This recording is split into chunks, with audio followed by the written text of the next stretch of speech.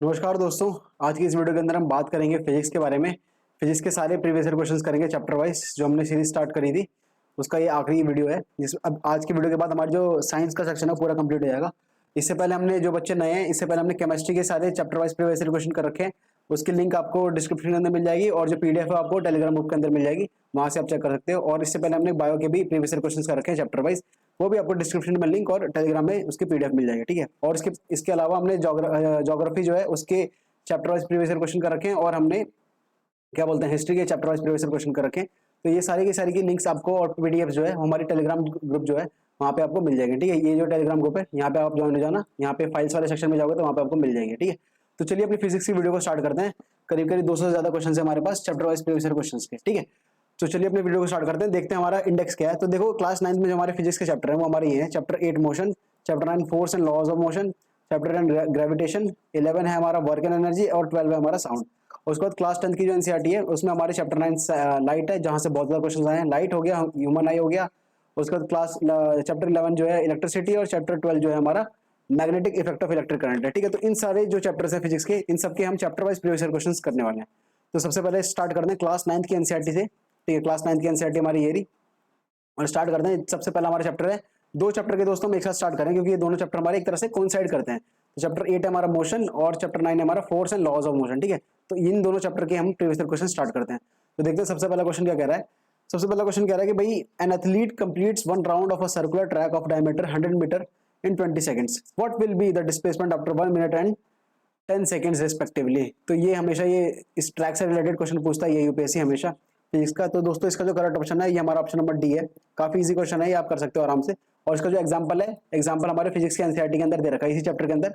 जो वो एग्जांपल वाला जो वो होता है, क्या बोलते हैं, सेक्शन होता है जो नीले कलर के फॉन्ट से लिखा रहता है, उसमें आपको एक इस टाइप के क्वेश्चन मिल जाएंगे। तो ऑप्शन नंबर डी जो है ये इसका करेक्ट ऑप्शन होगा, ठीक है। आगे बात करते हैं। A boy completes one round of circular track of diameter 200 meter. अब इसमें देखो 200 कर दिया, ये हमारा सीडीएस 1 2022 में पूछा है। 200 meter in 30 seconds, what will be the displacement at the end of 3 minute and 45 second. देखो क्वेश्चन दोनों सेम ही है हमारे एक तरह से।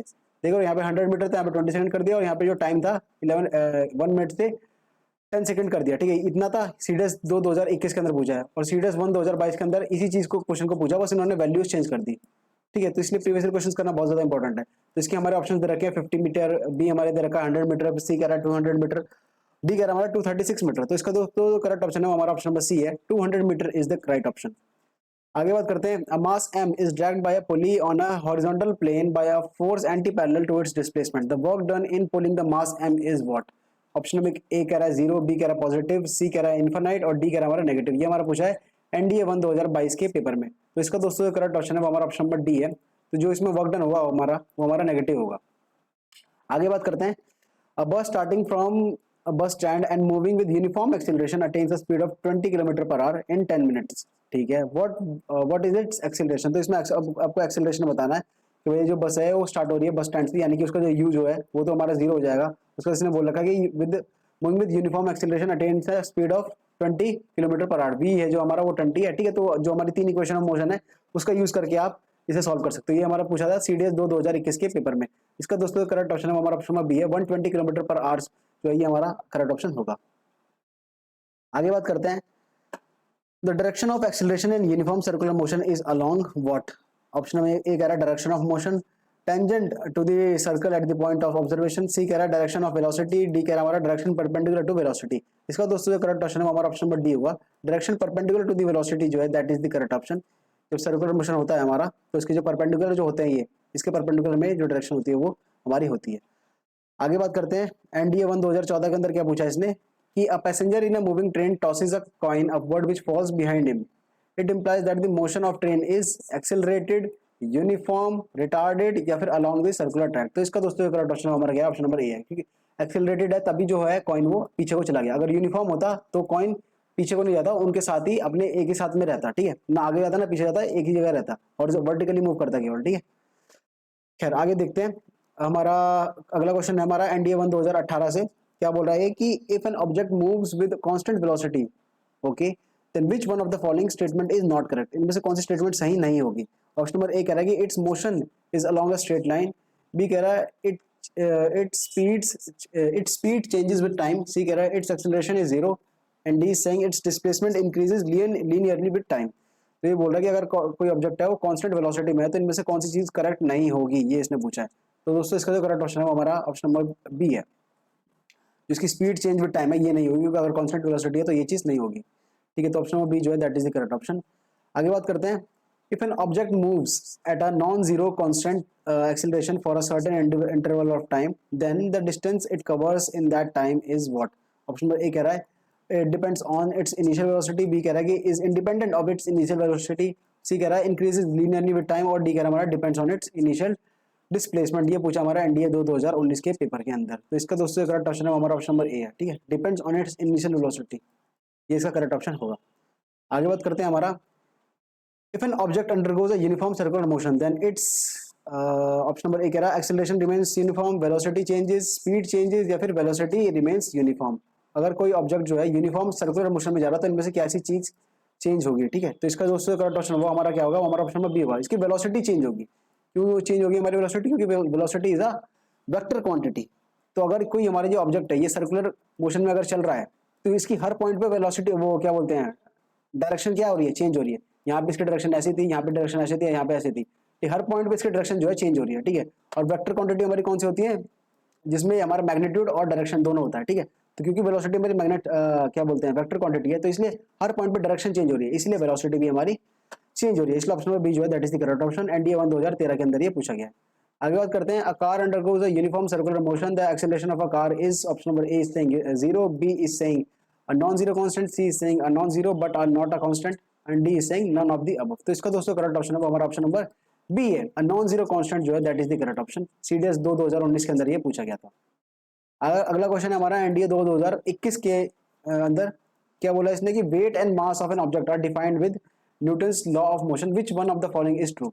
Option number A is saying weight is a constant of proportionality, b is saying mass is a constant of proportionality, c is saying mass is not a constant of proportionality, and d is saying that weight is universal constant। तो इसमें से आपको बताना कौन सी statement सही है हमारे। तो इसमें दोस्तों हमारी जो ऑप्शन नंबर बी है that mass is a constant of proportionality, ये हमारी सही स्टेटमेंट होगी। ऑप्शन बी जो है that is the correct option.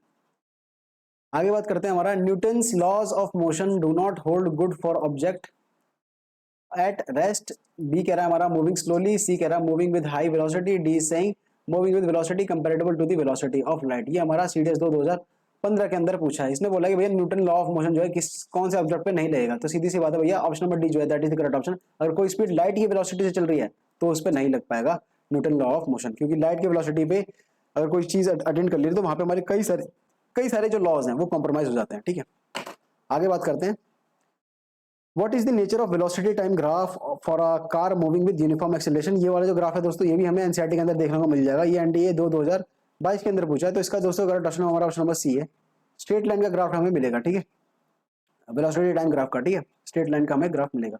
आगे बात करते हैं, when a moving bus suddenly applies brakes the passenger sitting in it fall at the front direction, this can be explained by option number A is saying the theory of relativity, B is saying Newton's first law, C is saying Newton's second law, and D is saying Newton's third law। तो this can be proved by option number A Newton's first law। ठीक है, जो Newton's first law होता है हमारा law of inertia जिसे कहते हैं हम कि body in state of rest और motion will always be in state of rest और motion unless and until an external forces applied to it. ठीक है, तो क्योंकि हमारे जो पैसेंजर हैं हमारे क्या थे मोशन में थे, तो एकदम से इस पे फोर्स लगा तो इसकी वजह से क्या हुआ, ये जो उनकी इनर्शिया थी वो हमारी ब्रेक हो गई, इसकी वजह से वो आगे को फॉल हुए। ठीक है, इसलिए ऑप्शन नंबर बी जो है that is the correct option. आगे बात करते हैं, the weight of an object may be assigned by using Newton's which law. तो ये हमारा पूछा है एनडीए 2 2013 के अंदर। तो option number A is saying first law of motion, B is saying second law of motion, C is saying third law of motion, and D is saying law of gravitation. तो the correct option of this question is option number D, जो law of gravitation है इसके through हम जो है weight assign कर सकते हैं। ठीक है, ऑप्शन नंबर डी जो है that is the correct option. आगे बात करते हैं, which of the following utilises Newton's third law of motion. इनमें से कौन सा जो है न्यूटन का तीसरा लॉ जो है वो यूटिलाइज करके उसका प्रिंसिपल लग रहा है इसमें। ये हमारा सीडीएस 1 2004 के अंदर पूछा है। तो न्यूटन थर्ड लॉ हमारा क्या है कि every action has an equal and opposite reaction. तो स्पेस रॉकेट जो है दोस्तों, नीचे जो स्पेस रॉकेट होता है हमारा जो धरती से वहां पे जाता है हमारा अंतरिक्ष में, तो यहाँ पे जब इसका फ्यूल बर्न होता है तो ये नीचे को प्रेशर अप्लाई करता है, उसकी वजह से क्या होता है इक्वली अप्लाई होता है ये प्रेशर ऊपर को, और इसलिए हमारा जो रॉकेट है ऊपर जाता है। इसलिए ऑप्शन नंबर ए जो है space rocket that is the correct option. बाकी आर्चरी तो दोस्तों हमारा ये पोटेंशियल एनर्जी की वजह से होता है, ये जो इलास्टिक एनर्जी जो होती है थ्रेड की उसकी वजह से होता है। ठीक है, तो इसलिए ऑप्शन नंबर ए जो है that is the correct option. आगे बात करते हैं, conservation of momentum in a collision between particles can be understood by understood on the basis of what. ये हमारा एनडीए 2015 के अंदर पूछ लिया है। Option number A is saying Newton's first law of motion, B is saying Newton second law of motion, C saying both Newton second law and third law of motion, and D saying law of conservation of energy. तो इसका दोस्तों correct option होगा हमारा option number C होगा, both Newton second law of motion and third law of motion. ठीक है, तो conservation of momentum है, ऑप्शन नंबर सी जो है that is the correct option, ये आपको याद रखना है। आगे बात करते हैं, विच one of the following is not a contact force. इनमें से बता दो भैया कौन सा कॉन्टैक्ट फोर्स नहीं है। एनडीए 2016 के अंदर ये पूछा है। Option number A saying push force, B saying gravitational force, C saying frictional force and D saying strain force. तो इसमें बताओ कौन सा कॉन्टैक्ट फोर्स नहीं है हमारा। तो दोस्तों कौन सा कॉन्टैक्ट फोर्स नहीं है हमारा, ग्रेविटेशनल फोर्स कॉन्टैक्ट फोर्स नहीं है, समझ रहे हो, जिसमें हमारा डायरेक्ट कॉन्टैक्ट नहीं हो रहा दो बॉडीज के बीच में। ठीक है, उसमें हमारे जो है ग्रेविटेशनल फोर्स है। फॉर एग्जाम्पल अगर कोई भी आप स्टोन फेंको बिल्डिंग से, तो ग्रेविटी उसे अब्जॉर्व करती है बिना किसी कॉन्टैक्ट में लिए। ठीक है, इसलिए ऑप्शन बी जो है that is the correct option. आगे बात करते हैं, which of the following is not a conservative force. इनमें से बता दो कौन सी कंजर्वेटिव फोर्स नहीं है। Option number A saying frictional force, B saying electric force, C saying gravitational force and D saying spring force. तो इसमें भी हमारा जो करेक्ट ऑप्शन होगा हमारा ऑप्शन नंबर ए होगा दोस्तों, फ्रिक्शनल फोर्स। जो फ्रिक्शनल फोर्स होता है हमारा, ये हमारा कंजर्वेटिव फोर्स नहीं होता है। ठीक है, इसलिए ऑप्शन नंबर ए जो है that is the correct option. आगे बात करते हैं, which of the following forces is non central and non conservative. इनमें से कौन सी फोर्सेज जो है वो नॉन सेंट्रल है और नॉन कंजर्वेटिव है। ठीक है, तो इसका ये हमारा एनडीए 2019 के अंदर पूछा है। तो इसका भी दोस्तों जो करेक्ट ऑप्शन होगा हमारा ऑप्शन नंबर ए होगा। फ्रिक्शनल फोर्स जो होती है वो हमारी ना तो नॉन कंजर्वेटिव होती है और ना ही हमारी सेंट्रल होती है। ठीक है, तो फ्रिक्शनल फोर्स हमारी नॉन कंजर्वेटिव और नॉन सेंट्रल होती है, आपको याद रखना है। ये वाला फैक्ट शायद आपको एनसीईआरटी के अंदर नहीं मिलेगा, इसलिए आपको याद रखना है। अगला क्वेश्चन हमारा आता है सीडीएस 2013 से, क्या आता है भाई कि magnetic, electrostatic and gravitational forces come under category of what. तो कौन सी कैटेगरी में आते हैं भैया मैग्नेटिक, इलेक्ट्रोस्टैटिक और gravitational force. Option number A saying non contact force, B saying contact force, C saying frictional force and D saying non frictional force. तो अभी हमने पढ़ा था कि भैया नॉन कॉन्टैक्ट फोर्स जो होते हैं उसके अंदर ग्रेविटेशनल फोर्स आता है और मैग्नेटिक फोर्स और इलेक्ट्रोस्टैटिक फोर्स भी हमारा उसी में आता है, क्योंकि जो दो ऑब्जेक्ट हैं जिनके बीच में हमारा फोर्स लग रही है उसके बीच में कोई डायरेक्ट कॉन्टैक्ट नहीं होता है, इसलिए ऑप्शन नंबर ए जो है that is the correct option. आगे बात करते हैं सीआईपीएफ 2023 के अंदर क्या बोल रहा है, which of the following conservation law is the consequence of Newton third law of motion. बता दो इनमें से कौन सा जो है Newton third law of motion पे इसके सिद्धांत पे काम करता है। Option number A saying law of conservation of energy, B saying conservation of momentum, C saying conservation of charge and D saying conservation of mass. So the correct option of this question is option number B, conservation of momentum जो है दोस्तों that is applicable in Newton's third law. ये आपको याद रखना है, इसमें UPSC confuse करता है कि सेकंड लॉ में कौन सा अप्लाई होता है और थर्ड लॉ में कौन सा अप्लाई होता है। ठीक है, तो इसे आपको स्पेसिफिकली ज्यादा ध्यान देना है। तो दोस्तों इसी के साथ हमारा जो पहला चैप्टर था ग्रेविटेशन वाला, ये हमारा मोशन वाला, ये हमारा मोशन वाला जो चैप्टर है इसके सारे प्रीवियस क्वेश्चंस कंप्लीट कर लिए हमने। बहुत ज्यादा प्रीवियस क्वेश्चंस में यूपीएससी ने नहीं पूछे क्योंकि फिजिक्स से जो साइंस के अंदर क्वेश्चंस आते हैं वो ऑन एन एवरेज कम ही आते हैं कंपेयर टू बायोलॉजी या फिर साइंस। ठीक है, बट फिर भी आते तो हैं ही, अच्छे खासे अमाउंट में आ ही जाते हैं। ठीक है, तो यहाँ पे भी हमने करीब करीब ये 30-35 क्वेश्चन हमने करे हैं। ठीक है, अब हम अगले चैप्टर पे आते हैं। जो हमारे अगले दो चैप्टर है वो हमारा है ग्रेविटेशन और वर्क और एनर्जी। ठीक है, इन दोनों की जो प्रीवियस क्वेश्चन है ये भी हम एक साथ करने वाले हैं। ठीक है, क्लास 9 की जो एनसीईआरटी है उसी है, चैप्टर नंबर 10 ग्रेविटेशन और chapter number 11 work and energy. ठीक है, ये पहला क्वेश्चन आप पढ़ सकते हो, क्या कह रहा है देखो।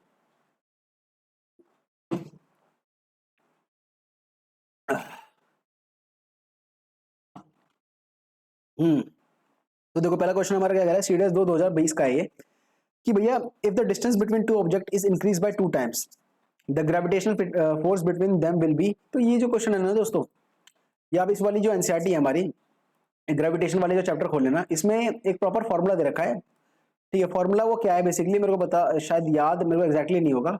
F is equal to G m1 m2 upon r square है या फिर r की पावर 4 है। ठीक है, r स्क्वायर है शायद, एक बार चेक कर लेना। ठीक है, तो ये जो फॉर्मूला है दोस्तों, इस फॉर्मूले के बेसिस पे सॉल्व होगा। इसने देखो क्या बोला कि if the distance between two object is increase by 2 times. ठीक है, ये जो डिस्टेंस है ये हमारा 2r हो गया, इसने ये बोला। ठीक है, ये 2r हो गया हमारा।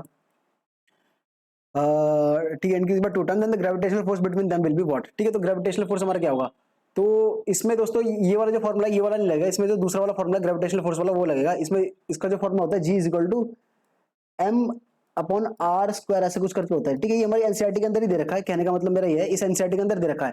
और ये जो दोनों फॉर्मूला है ना, ये एक तो फोर्स वाला और ये ग्रेविटेशनल वाला, ये बहुत ज्यादा इंपॉर्टेंट है। इस पे यूपीएससी इसी मतलब इस चैप्टर के अंदर जो ग्रेविटेशन वाला चैप्टर है इसके अंदर इसी से क्वेश्चंस आते हैं ज्यादातर, इस दो फॉर्मूले से क्वेश्चंस आते हैं। इसके अंदर बस आप वैल्यू रखो, इसने बोल दिया कि ट्वाइस हो गया है, ठीक है। तो यहाँ पे 2r रख देना और उसका स्क्वायर कर देना, कहीं बोल देगा कि हाफ हो गया तो हाफ कर देना, ठीक है। इस तरह से जो क्वेश्चन हैं आपके सॉल्व हो जाएंगे। तो इस तरह से आपको करना है, ठीक है। तो इन दो फॉर्मूले को आप इग्नोर ना करें, बस मेरा ये कहने का मतलब था, ठीक है। तो इसमें देखो इसने क्या बोल दिया है, क्या कह रहा है कि भैया कि if the distance between two object is increase by 2 times the gravitational force between them will be what. तो इसका दोस्तों करेक्ट ऑप्शन हमारा ऑप्शन नंबर डी है, डिक्रीज बाय 4 टाइम्स, ठीक है। ये जो है ऑप्शन नंबर डी जो है that is the correct option. आगे बात करते हैं what happens to the gravitational force between two objects if the mass of one object is double and this distance between them is also double, ठीक है। तो जो मैं आपको चीजें बता रहा था देखो उसी प्रिंसिपल पे ये सब अप्लाई होता है। सीडीएस 1 2022 के अंदर ये पूछा गया क्वेश्चन। इसका दोस्तों करेक्ट ऑप्शन होगा हमारा ऑप्शन नंबर सी होगा, the force would be half, ठीक है। The force would be half, that is the correct option. इसमें जो दोस्तों जो फॉर्मूला लगेगा वो हमारा ऊपर वाला लगेगा, ये क्या बोलते हैं एफ वाला जो मैंने यहाँ पे लिखा था ना वो वाला लगेगा इसमें। खैर इसका ऑप्शन नंबर सी जो है that is the correct option. आगे बात करते हैं suppose the force of gravitation between two bodies of equal mass is F, if each mass is doubled keeping the distance of separation between them unchanged the force would be become what. तो जैसे मैंने आपको बताया दोस्तों कि जो दो हमारे फॉर्मूले हैं एफ वाला जो फोर्स निकालने वाला और जो जी वाला है, वो इन दोनों पे ही आपको ज्यादातर ये इस चैप्टर से हमारे प्रीवियस क्वेश्चन आपको मिलेंगे, ठीक है। तो ये दोनों बस आप प्रिपेयर कर लो, ये सब इसी से ही अप्लाई होगा, ठीक है। तो ये हमारे देखो एनडीए 1 2016 के अंदर पूछा है। इसका दोस्तों करेक्ट ऑप्शन हमारा ऑप्शन नंबर सी है, 4f जो 4 गुना जो है फोर्स वो हो जाएगा हमारा। अगला क्वेश्चन हमारा एनडीए 1 2018 से है। क्या बोल रहा है कि भाई कि which of the following statement about gravitational force is not correct, इनमें से बता दो कौन सा करेक्ट नहीं है। Option number A is saying that it is experienced by all bodies in universe, B is saying it is a dominant force between celestial bodies, C is saying it is a negligible force of atoms and D is saying it is same for all pairs of bodies in our universe. ये हमारा दोस्तों पूछा है NDA 1 2018 के अंदर। तो इसमें से आपको बताना कि कौन सा नॉट करेक्ट है। इसलिए ऑप्शन नंबर डी जो है दोस्तों इसका वो हमारा इनकरेक्ट होगा। इसने देखो ये क्या बोलते हैं it is same for all pair of bodies in are universe, पूरे यूनिवर्स की बात कर दी भाई इसने तो, ठीक है। ऑप्शन नंबर डी जो है that is incorrect, that is incorrect therefore it is the correct option, ठीक है, क्योंकि नॉट करेक्ट पूछा है। आगे बात करते हैं एनडीए 2 2016 के अंदर क्या पूछा है, which of the following is not a contact force. इनमें से बता दो भैया कौन सा कॉन्टैक्ट फोर्स नहीं है। अगेन ये हमने ऊपर सॉल्व कर रखा है, हमें पता है। तो हमारा जो ग्रेविटेशनल फोर्स होता है ये हमारा कॉन्टैक्ट फोर्स नहीं होता है। आगे बात करते हैं if the linear momentum of an moving object gets double due to application of a force then its kinetic energy will be what. तो इसमें बेसिकली इसने क्या बोला कि भैया अगर लीनियर मोमेंटम है, ठीक है, वो हमारा डबल हो गया है, it gets double due to application of a force then its kinetic energy will be what. तो इसमें दोस्तों आपको कुछ नहीं, जो मोमेंटम का फॉर्मूला है और जो काइनेटिक एनर्जी का फॉर्मूला है, ठीक है, उन दोनों में ही खेलना है। जो मोमेंटम का फॉर्मूला अगर उसने डबल कर दिया 2p करके उसे काइनेटिक एनर्जी का फॉर्मूला उसके अंदर रखोगे तो आपका आंसर निकल के आएगा, ठीक है। इसका जो करेक्ट ऑप्शन है हमारा ऑप्शन नंबर बी है, इंक्रीज बाय 4 टाइम्स जो है ये हो जाएगा हमारा, ठीक है। सीडीएस वो 2020 के अंदर ये पूछा है, ठीक है। थोड़ा थोड़ा सा हम फास्ट चलेंगे, बहुत ज़्यादा डिटेल में डिस्कस नहीं करेंगे क्योंकि बस बेसिकली रिवीजन कराना है आपको। और इसके जो क्वेश्चंस जो हैं दोस्तों ये हमारे देख सकते हो 391 स्लाइड्स हैं हमारी, तो काफ़ी ज़्यादा स्लाइड्स है। तो अगर हम बहुत ज़्यादा डिटेल में डिस्कस करेंगे तो थोड़ा हमारे जो क्या बोलते हैं वीडियो है बहुत ज़्यादा लंबी हो जाएगी। अगला क्वेश्चन हमारा कह रहा है a book is kept on the surface of a table, if the gravitational pull of the earth on the book is the force of action then the force of reaction is exerted by what। Option number A saying the book on the table, the book on the earth, the table on the book और the table on the earth. काफी अच्छा question है दोस्तों, NDA 2009 के अंदर पूछा है। इसका करेक्ट ऑप्शन होगा दोस्तों option number C, the table on the book जो है that is the correct option. यहाँ पे देखो ध्यान से पढ़ो से क्या बोल रहा है, a book is kept on the surface on a table, if the gravitational pull of the earth on the book is the force of action then the force of reaction is what। कि भैया force of action अगर gravitational pull है उस book का तो force of reaction क्या होगा। तो देखो फोर्स ऑफ रिएक्शन हमारा अर्थ नहीं होगा, फोर्स ऑफ रिएक्शन हमारा कहां से आएगा, वो हमारा टेबल से आएगा। क्यों, क्योंकि अर्थ तो हमारी ये रही, लेकिन अर्थ से भी ऊपर पहले हमारा क्या है, अर्थ से अर्थ के ऊपर हमारा अर्थ सरफेस के ऊपर हमारा टेबल है ना, और उस टेबल के ऊपर हमारी क्या है, बुक है। तो पहले टेबल से कॉन्टैक्ट आएगा, तो जब इस पे फोर्स आएगा तो टेबल पे लगेगा इनडायरेक्टली, ठीक है, और यहाँ से फिर ऊपर को एक्सर्ट होगा, ठीक है। इसलिए the table on the book जो है that is the correct option. काफी अच्छा क्वेश्चन है दोस्तों। अगला क्वेश्चन हमारा सीएपीएफ 2008 से आता है। क्या बोला है कि which who of the following discovered the laws of planetary orbit, कि इनमें से कौन सा है बंदे जिन्होंने law of planetary orbit discover किया था। तो इसमें दोस्तों जो हमारा ऑप्शन नंबर सी है जॉनसन केपलर, इनका जो करेक्ट ऑप्शन है ऑप्शन नंबर सी जो है that is the correct option, ठीक है। इसमें दोस्तों बहुत सारे लोग कोपरनिकस और केपलर में कंफ्यूज हो जाते हैं। तो इसमें देखो याद रखो जब लॉ की बात करें कि लॉ ऑफ प्लैनेटरी ऑर्बिट तो उसमें आपका केपलर का नाम आएगा, ठीक है, ये आपको याद रखना। ऑप्शन नंबर सी जो है that is the correct option. आगे बात करते हैं the fact that the planet move around the sun and not in circles but in ellipse was first demonstrated by whom. तो इसका दोस्तों करेक्ट ऑप्शन होगा वो हमारा ऑप्शन नंबर सी होगा। केपलर ने जो है ये सबसे पहली बार डेमोंस्ट्रेट करके दिखाया था ये कि इलिप्स में मूव करते हैं ये, ठीक है। ना कि सर्कल में। आगे बात करते हैं, what is the telescope design to search for earth size planet in the nearby region of our galaxy termed as. तो कौन सी उस टेलीस्कोप जो है हमारी, जो अर्थ लाइक प्लैनेट को डिस्कवर करती है अलग अलग हमारे आसपास की गैलेक्सी में, उस टेलीस्कोप को हम क्या बोलते हैं? Option number A saying Hubble telescope, B saying Kepler, C saying Copernicus telescope, D saying Newton telescope. ये पूछा हमारा एनडीए 2009 के अंदर। इसका करेक्ट ऑप्शन हमारा क्या होगा दोस्तों? Kepler telescope. ठीक है, ये आपको याद रखना है, केपलर टेलीस्कोप जो है that is the correct option. Next बात करते हैं, during free fall of an object, option number A saying its potential energy increases and it's kinetic energy decreases. ये तो हमारा उल्टा बोल दिया इसने आगे, क्योंकि पोटेंशियल हमारी एनर्जी क्या होती है? mgh। तो h तो हमारा क्या होगा? अगर फ्री फॉल हो रहा है तो h तो हमारा कॉन्स्टेंटली डिक्रीज करेगा ना, हाइट धीरे धीरे कम होगी, तो इसलिए पोटेंशियल एनर्जी हमारी डिक्रीज होगी और काइनेटिक एनर्जी हमारी बढ़ेगी। आगे बात करते हैं, it's potential energy decreases and it's kinetic energy increases. अगला कह रहा है both it's potential and kinetic energy increases. अगला कह रहा है कि both it's potential and kinetic energy decrease. तो इसका दोस्तों करेक्ट ऑप्शन हमारा क्या होगा? ऑप्शन नंबर बी होगा कि भैया पोटेंशियल एनर्जी डिक्रीज होगी और जो काइनेटिक एनर्जी है हाफ एम वी स्क्वायर वो हमारी बढ़ेगी, क्योंकि जो फाइनल वेलोसिटी है वो तो बढ़ ही रही है ना, क्योंकि हमारा जो जी है 10 मीटर पर सेकंड स्क्वायर ये हमारा कॉन्स्टेंटली लग रहा है उसके ऊपर। ठीक है, इसलिए ऑप्शन बी जो है that is the correct option. आगे बात करते हैं, the body has a free fall from an height of 20 meter after falling through a distance of 5 meter, the body would, option A saying lose 1/4 of its total energy, lose 1/4 of its potential energy, C saying gain 1/4 of its potential energy, and C D saying gain 3/4 of its total energy। तो इसका correct option दोस्तों क्या होगा? हमारा option B होगा, lose 1/4 of its potential energy। क्योंकि भैया potential energy का कंसेप्ट किस पे लगता है? mgh पे लगता है। तो जब हमारा h कम हो गया, डिक्रीज हो गया, तो हमारी पोटेंशियल एनर्जी क्या होगी? वो भी हमारी डिक्रीज हो जाएगी। आगे बात करते हैं, if a small rain drop falls through air, option number A is saying its velocity goes on increasing, its velocity goes on decreasing, its velocity goes on increasing for some time and then become constant. D saying it falls with constant speed for some time and then its velocity increases। तो इसका दोस्तों जो correct option है हमारा क्या होगा? Option number C होगा कि its velocity goes on increasing for some time and then becomes constant। ठीक है, कि कुछ टाइम के लिए तो हमारी इसकी जो रेन ड्रॉप होता है इसकी वेलोसिटी इंक्रीज होती रहती है, फिर एक टाइम के बाद जो है वो कांस्टेंट हो जाती है। ठीक है, तो ये हमारा करेक्ट ऑप्शन होगा, ऑप्शन नंबर सी। ठीक है, क्यों कांस्टेंट हो जाती है? उसे तो बढ़ना चाहिए, क्योंकि जो हमारी जो एयर ड्रॉप होती है बहुत ज़्यादा लाइट होती है, बहुत ज़्यादा लाइट होती है। उसके बाद इसकी वजह से जो हमारी एटमॉस्फेयर है उसमें कई सारी एयर होती हैं, है ना। एयर की वजह से जो एयर रेजिस्टेंस होता है वो उसे पुश करता रहता है। जो एयर रेजिस्टेंस का जो फ्रिक्शन है उसकी वजह से जो एक टाइम के बाद इसकी जो वेलोसिटी है वो और ज़्यादा नहीं बढ़ती और एक ही कॉन्स्टेंट वेलोसिटी से ये गिरता है। ठीक है, इसलिए ऑप्शन नंबर सी जो है that is the correct option. आगे बात करते हैं, CDS 2022 के अंदर क्या पूछा है कि an object is drop from a height on to the floor, which of the following remains uniform as it falls? Option number A is saying its acceleration, B is saying its momentum, C is saying its kinetic energy and D is saying potential energy। तो अभी हमने पढ़ा था भैया potential energy तो जैसे free fall के अंदर डिक्रीज होती है, काइनेटिक एनर्जी हमारी क्या होती है? इंक्रीज होती है। ठीक है, मोमेंटम हमारा इंक्रीज होगा, एक्सीलरेशन हमारा क्या होगा दोस्तों? एक्सीलरेशन तो कांस्टेंट होगा ना, जी होगा जो हमारा 9.8 मीटर पर सेकंड, ये तो हमारा कांस्टेंट ही होगा। ठीक है, इसलिए ऑप्शन नंबर ए जो है that is the correct option. इसने ये पूछा था कि भैया यूनिफॉर्म क्या रहेगा इनमें से।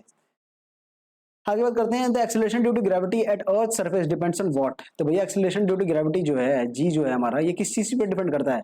Option number A saying mass only, B saying radius only, C saying both mass and radius and D saying either mass और इट्स रेडियस। तो ये भी जो हमारा क्वेश्चन होगा ये हमारा किससे सॉल्व होगा? ये हमारा उस जो न्यूमेरिकल जो हमारा फॉर्मूला है एनसीईआरटी के अंदर दे रखा है उसके अंदर से सॉल्व होगा। ठीक है, इसका दोस्तों करेक्ट ऑप्शन हमारा ऑप्शन नंबर सी है, मास और रेडियस दोनों पे डिपेंड करता है। जो जी का फॉर्मूला है यहाँ पे देख सकते हो, मास और रेडियस दोनों पे डिपेंड करता है। ठीक है, आगे बात करते हैं, the acceleration due to gravity on the surface of earth is maximum and it, option A saying increases as we go up, decreases as we go up and or down, C saying increases as we go down and D saying neither increases nor decreases as we go up or down। ये हमारा पूछा CAPF 2011 के अंदर, काफी ज्यादा confuse करने की कोशिश करी गई है। इसका जो करेक्ट ऑप्शन है दोस्तों हमारा ऑप्शन नंबर बी है कि भैया decreases as we go up और down, the acceleration due to gravity of the surface of the earth is maximum. ठीक है, तो जो इसने बेसिकली ये पूछा कि भैया जो हमारे एक्सीलरेशन ड्यू टू ग्रेविटी है ना, जो जी की वैल्यू है वो सबसे ज्यादा मैक्सिमम हमारी सरफेस पे होती है। ये हमारे एनसीईआरटी के अंदर डिट्टो दे रखा है। ठीक है, डिट्टो हमारा ये चीज दे रखी है, तो इस पे आपको याद रखना है, चाहे आप ऊपर चले जाओ नीचे चले जाओ, हमारी जो जी की वैल्यू होगी वो घटेगी, सरफेस पे मैक्सिमम होगी, ये आपको हमेशा याद रखना है। इसलिए ऑप्शन बी जो है that is the correct option. आगे बात करते हैं, the radius of the moon is about 1/4 of that of the earth and the acceleration due to gravity on the moon is about 1/6 that on the moon of that on the earth। From this we can conclude that the ratio of mass of earth to the mass of moon is about what? So it is about 100। ठीक है, option B जो है that is the correct option. आगे बात करते हैं, the weight of any object is felt due to gravity on of earth. When any object goes inside the earth or above the earth, the weight decreases. It will weigh minimum when an object is placed at option number A is saying equator and the moon, B is saying North Pole and Saturn, C is saying South Pole and 1 kilometer beneath the earth, and C is saying center of the earth and its orbiting satellite. तो इसका दोस्तों correct option क्या होगा? हमारा option number C जो है that is the correct option. कि इसने भैया पूछ लिया कि भैया इसकी जो जैसे हमारा जो ऑब्जेक्ट है, कोई भी ऑब्जेक्ट है, उसका जो वेट होता है मैक्सिमम हमारा सरफेस पे होता है, ये तो बात सबको पता है. लेकिन उसका वेट कौन से पॉइंट पे हमारा मिनिमम होगा? ठीक है, मिनिमम हमारा वेट कहाँ पे होगा? तो देखो इसने जो बताया ना, सेंटर ऑफ द अर्थ, कि सेंटर ऑफ द अर्थ पे आ जाओगे तो वेट जो है बिल्कुल मिनिमम होगा. क्यों? क्योंकि जो जी की वैल्यू है, जी हमारा बिल्कुल बहुत ज्यादा कम हो जाएगा सेंटर ऑफ द अर्थ में. ठीक है, और जो फिर ऑर्बिटिंग सैटेलाइट्स हैं वहां पे अगर बाहर ले जाओ, बिल्कुल ही बाहर ले जाओ, तो जी की वैल्यू रह ही नहीं जाएगी. इसलिए ऑप्शन नंबर सी जो है, डी जो है that is the correct option. ठीक है, इसका दोस्तों डायरेक्टली हमें एनसीईआरटी के अंदर मिल जाएगा, तो वहां से आपको पढ़ लेना है. आगे बात करते हैं. The weight of an object is due to what? Option number A saying the net force acting on it, B saying the total of all forces acting on it is irrespective of their direction, C is saying the force that it exerts on the ground, and D is saying its inert property. तो इसका correct option दोस्तों क्या होगा? हमारा option number C होगा, the force that it exerts on the ground. ये है हमारा करेक्ट ऑप्शन. ठीक है, इसकी वजह से जो हमारा वेट जो है फील होता है. सीडीएस 1 2021 के अंदर ये पूछा गया था. अगला क्वेश्चन हमारा सीडीएस 2 2015 के अंदर पूछा है. कह रहा है कि भैया विच of the following statement is not correct? Means बता दो भैया कौन सी करेक्ट स्टेटमेंट हमारी नहीं है. Option number A saying weight of an body is different on different planets. बिल्कुल सही बात है. Mass of a body on earth, on the moon and in empty space is same.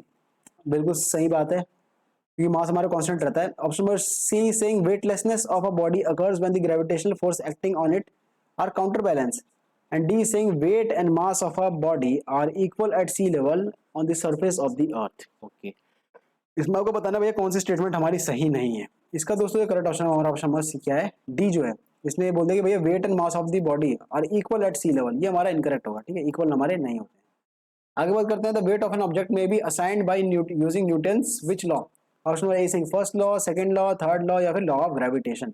ये हमारा option NDA 2013 के अंदर पूछा है. तो इसका करेक्ट ऑप्शन क्या होगा दोस्तों? हमारा जो लॉ ऑफ ग्रेविटेशन है उसके थ्रू हमारा जो वेट ऑफ ऑब्जेक्ट है वो हमारा निकलता है. आगे बात करते हैं. The weight and mass of an object are defined with Newton's law of motion. Which of the following is true? इसमें बता दो कौन सा सही स्टेटमेंट है हमारी. Option number A saying that weight is a constant of proportionality, B saying mass is a constant of proportionality, C saying mass is of not a constant proportionality, and D saying weight is a universal constant. तो ये हमारा NDA 2021 के अंदर पूछा है. इसमें से बता दो आपका कौन सा सही स्टेटमेंट है. तो इसमें दोस्तों हमारा जो ऑप्शन नंबर बी है, मास is a constant of proportionality, that is the correct option. ये वाला क्वेश्चन दोस्तों हमने ऊपर भी किया था, जो हमारा मोशन वाला चैप्टर है उसके अंदर भी हमने यही सेम क्वेश्चन किया था. तो इसके अंदर भी डाल दिया हमने, क्योंकि चीजें ऑलमोस्ट सेम ही है. सिलेबस हमारा जो इसमें भी इसमें लॉज ऑफ मोशन की बात हो रही है और इसमें थोड़ा फोर्स की बात हो रही थी. खैर आगे बढ़ते हैं. एनडीए 1 2022 की बात करते हैं. क्या बोला है कि भैया all objects experience a buoyancy when they are immersed in fluid. So buoyancy is what? A downward force, a downward pressure, an upward force या फिर अपवर्ड प्रेशर. काफी ज्यादा इजी क्वेश्चन है दोस्तों कि बाइंड फोर्स हमारा क्या होता है. सीधे हमारे एनसीईआरटी के अंदर देखा है, it is an upward force. कोई भी अगर टब है उसके अंदर आप हाथ डालोगे या फिर कोई ऑब्जेक्ट डालोगे तो वो ऊपर को आएगा, है ना. ऊपर को फोर्स लगता है उस पर. क्यों लगता है भैया? क्योंकि एक बाइंड फोर्स ऐड करता है, जिसका डिस्कवरी करी थी किसने? आर्किमिडीज ने डिस्कवरी करी थी. इसी पे जो हमारी बड़ी बड़ी शिप है वो हमारी काम करती हैं. आगे बात करते हैं. Buoyancy is an what? देखो यही सेम क्वेश्चन हमारा ये एनडीए 2021 के अंदर पूछा इसने, फिर एनडीए 2022 के अंदर भी पूछ लिया इसने. ठीक है, तो सिंपल सी चीज है कि भैया बॉयंसी हमारा क्या होता है? एक अपवर्ड प्रेशर नहीं होता दोस्तों, याद रखना, प्रेशर नहीं होता. इसमें आप कंफ्यूज हो सकते हो. अपवर्ड हमारा क्या होता है? फोर्स होता है. ऑप्शन नंबर डी जो है that is the correct option. तो इसलिए जो ऑप्शन है उन्हें ध्यान से पढ़ना. ये भी एक बहुत ज्यादा अच्छी चीज है कि आप ऑप्शन ध्यान से पढ़ो, वरना कई बार क्या होगा क्वेश्चन आते हुए भी आप गलत मार्क कर दोगे. आगे बात करते हैं. सीएपीएफ 2018 के अंदर क्या बोला भाई कि lowering the atmospheric pressure on a liquid, on lowering the atmospheric pressure on a liquid. Option number A is saying increases the boiling point of the liquid, B is saying lowers the boiling point of the liquid, C is saying does not affect the boiling point of the liquid, and D is saying increasing the time required for it to boil. इसका दोस्तों correct option क्या होगा? हमारा option number B होगा कि lowers the boiling point of an liquid. ये हमारा chemistry के अंदर भी डिस्कस किया था हमने सेम कॉन्सेप्ट कि भैया जब एटमॉस्फेरिक प्रेशर हमारा कम हो गया तो हमारा जो बॉइलिंग पॉइंट है वो भी हमारा कम हो जाता है. क्योंकि बॉइलिंग का सिंपल फंडा क्या है भैया कि जितने वेपर यहाँ से आ रहे हैं, जितना वेपर का यहाँ पे प्रेशर है उतना ही वेपर का वो अगर क्या बोलते हैं एटमॉस्फेरिक प्रेशर के साथ इक्विलिब्रियम बना ले रहा है तो सीधे जो हमारा ये खाना है हमारा बॉयल हो जाएगा. ठीक है, तो एटमॉस्फेरिक प्रेशर अगर कम होगा तो बॉइलिंग पॉइंट भी हमारा कम होगा. ठीक है, ज्यादा होगा तो हमारा बॉइलिंग पॉइंट भी ज्यादा होगा. ठीक है, इसलिए जो हमारी जो पहाड़ों में अगर आप जाओगे तो पहाड़ों में जो मैगी मिलती है वो हमारी बहुत जल्दी बॉयल हो जाती है. ठीक है, इसलिए ऑप्शन नंबर बी जो है that is the correct option, क्योंकि पहाड़ों में हमारा थोड़ा एटमॉस्फेरिक प्रेशर कम होता है. आगे बात करते हैं hydraulic brakes and hydraulic lifts are devices in which fluids are used for transmitting what, a force, momentum, pressure या फिर पावर। तो इसमें दोस्तों क्या ट्रांसफर होता है, हमारा प्रेशर ट्रांसफर होता है। किसके बेसिस पे काम करता है, ये पास्कल्स लॉ के प्रिंसिपल पे ये काम करता है। फोर्स में क्लिक कर देना, इसमें ऑप्शन नंबर सी जो है that is the correct option, pressure. अगला क्वेश्चन हमारा एनडीए 2019 से पूछा है कि when a ball bounces of the ground which of the following changes suddenly. तो अगर भैया कोई बॉल है वो ग्राउंड से बाउंस होकर जाती है तो कौन सी चीज इसमें से चेंज होती है। Assume that no loss of energy, जैसे फ्लोर पे टकराई है तो भैया ये अज्यूम कर लेना कि कोई लॉस ऑफ एनर्जी नहीं है, ठीक है। Option number A saying its speed, B saying its momentum, C saying its kinetic energy and D saying its potential energy. तो इसका दोस्तों करेक्ट ऑप्शन क्या होगा, हमारा ऑप्शन नंबर बी जो है मोमेंटम जो है दोस्तों, मोमेंटम हमारा तुरंत चेंज हो जाएगा उसका, ठीक है। इसलिए ऑप्शन नंबर बी जो है that is the correct option. आगे बात करते हैं mass of B is 4 times that of A. B moves with a velocity half that of A. Then B has what? देखो दोस्तों इसमें सिंपल है, हमारा काइनेटिक एनर्जी का जो फॉर्मूला है हाफ एम पी स्क्वायर वो लगा लेना और उससे सॉल्व हो जाएगा ये, ठीक है। एनडीए 2011 के अंदर पूछा है, बहुत ही सिंपल क्वेश्चन है। ऑप्शन ए जो है the kinetic energy equal to that of A, ये हमारा करेक्ट ऑप्शन होगा, ठीक है। ऑप्शन नंबर ए जो है that is the correct option. Half M B square जो है दोस्तों इसमें बस ये चीजें पुट कर देना कि क्या है भाई भाई the mass of B is 4 times that of A, ठीक है। तो बी का जो मास हमारा है ये 4 times है, ठीक है। तो यहाँ पे बी है तो 4 भी है, यहाँ पे भाई हमारा ए लिख देना। इस तरह से इसे इक्वेट करके सॉल्व कर लेना। आगे बात करते हैं which what is the effect of pressure of an human body on sand. What is the effect of pressure of a human body on sand. Option number A saying larger when standing than while lying, B saying smaller when standing than while lying, C saying same while standing or lying, और D saying larger while standing during the day time and smaller during the night time while lying. इसका दोस्तों correct option हमारा option number ए है, क्योंकि pressure का हमारा क्या होता है फॉर्मूला फोर्स अपॉन एरिया होता है, ठीक है। तो जितना ज्यादा हमारा जो क्या बोलते हैं जितना ज्यादा एरिया अगर हम लेंगे, ठीक है, प्रेशर जो हमारा होता है वो इन्वर्सली प्रोपोर्शनल होता है एरिया के, तो जितना ज्यादा एरिया लेंगे उतना कम प्रेशर होगा, ठीक है। तो अगर आप लेट जाओगे सैंड के ऊपर तो उतना ही कम प्रेशर लगेगा, वहीं अगर आप खड़े हो जाओगे तो प्रेशर क्या होगा, ज्यादा लगेगा। तो वही चीज है यहाँ पे कि लार्जर वन स्टैंडिंग, क्योंकि स्टैंड करोगे तो आप क्या होगा, केवल आपकी फुट ही तो है कॉन्टैक्ट में, तो आप धंसने लगोगे रेत में क्योंकि प्रेशर ज्यादा है, और अगर लेट जाओगे तो थोड़ा कम हो जाएगा। इसलिए ऑप्शन नंबर ए जो है that is the correct option. NCERT से डायरेक्ट पूछा है, सिंपल क्वेश्चन है। नेक्स्ट क्वेश्चन हमारा एनडीए 2009 के अंदर पूछा गया है। क्या पूछा गया भाई कि if a light body and a heavy body have equal momentum then, NDA 2009 के अंदर पूछा है कि option number A saying that the lighter body has greater kinetic energy than the heavier body, B saying the lighter body has lesser kinetic energy than the heavier body, C saying that the kinetic energy of lighter body is equal to the kinetic energy of heavier body, and he is saying that the kinetic energy of both of the bodies are independent of the momentum, ठीक है। तो इसने basically ये बोला कि if the light body and the heavy body have equal momentum then क्या होगा इनमें से। इसका दोस्तों करेक्ट ऑप्शन होगा हमारा ऑप्शन नंबर ए होगा कि the lighter body has greater kinetic energy than the heavier body, ठीक है, ये इसका करेक्ट ऑप्शन होगा। आगे बात करते हैं हमारा एनडीए 1 2022 के अंदर पूछा है कि the energy possessed by a body due to its change in position और shape is called what. Okay, so energy possessed by a body due to its change in position and shape is what? Option number A saying thermal energy, B saying potential energy, C saying kinetic and D saying electrical. इसका दोस्तों correct option होगा हमारा option number B potential energy, ठीक है, that is the correct option. आगे बात करते हैं two bodies A and B have masses m and 4m respectively and are moving with equal linear momentum. इसमें दोस्तों लीनियर मोमेंटम का जो फॉर्मूला है वो यहाँ पे आप लगा के सॉल्व कर सकते हो, हमारे एनसीईआरटी के अंदर दे रखा है ये। The ratio of kinetic energy between A and B is what. NDA 2022 14 के अंदर पूछा है ये। तो इसका दोस्तों करेक्ट ऑप्शन है हमारा ऑप्शन नंबर ए है, बी है सॉरी, ठीक है। 4:1 के जो रेशियो है उसके रेशियो में जो हमारा काइनेटिक एनर्जी और मोमेंटम का जो रेशियो है वो होगा, ठीक है। ए और बी का जो रेशियो है वो होगा। आगे बात करते हैं हमारा which of the following astronomers prove that earth and other planets revolve around sun. तो भैया ये किसने किया था, कोपरनिकस ने किया था, ठीक है। इसलिए मैं कहता कि इसमें कंफ्यूज मत हो जाना, क्योंकि जहां पे लॉ की बात करी जाएगी कि भैया किसने लॉ दिए थे ये इलेप्टिकल ऑर्बिट्स के, तो वो केपलर ने दिए थे, ठीक है। और जो इस सबसे पहले किसने बात करी थी कि भैया अर्थ जो है, अर्थ क्या बोलते हैं, अर्थ के अराउंड प्लैनेट्स रिवॉल्व नहीं करते बल्कि अर्थ खुद रिवॉल्व करता है सन के अराउंड। ये जो है दोस्तों ये हमारा कोपरनिकस ने दिखा था, ठीक है। इसने प्रूव किया था कि that earth and other planets revolve around sun. इसलिए ऑप्शन नंबर ए जो है that is the correct option. इसी के साथ दोस्तों हमारे इसके साथ भी क्वेश्चंस खत्म होते हैं। अब हमारा क्लास 9th की जो अगला चैप्टर है साउंड, इसके हम प्रीवियस क्वेश्चंस करने का स्टार्ट करते हैं, और इसी के साथ हमारी जो क्लास 9th की एनसीईआरटी है हमारी पूरी तरह से कंप्लीट हो जाएगी, और हमारी जो क्लास 10th की एनसीईआरटी है वो फिर स्टार्ट कर देंगे, ठीक है। तो सबसे पहला क्वेश्चन आप पढ़ो यहाँ पे, तब तक मैं पानी पी लेता हूँ।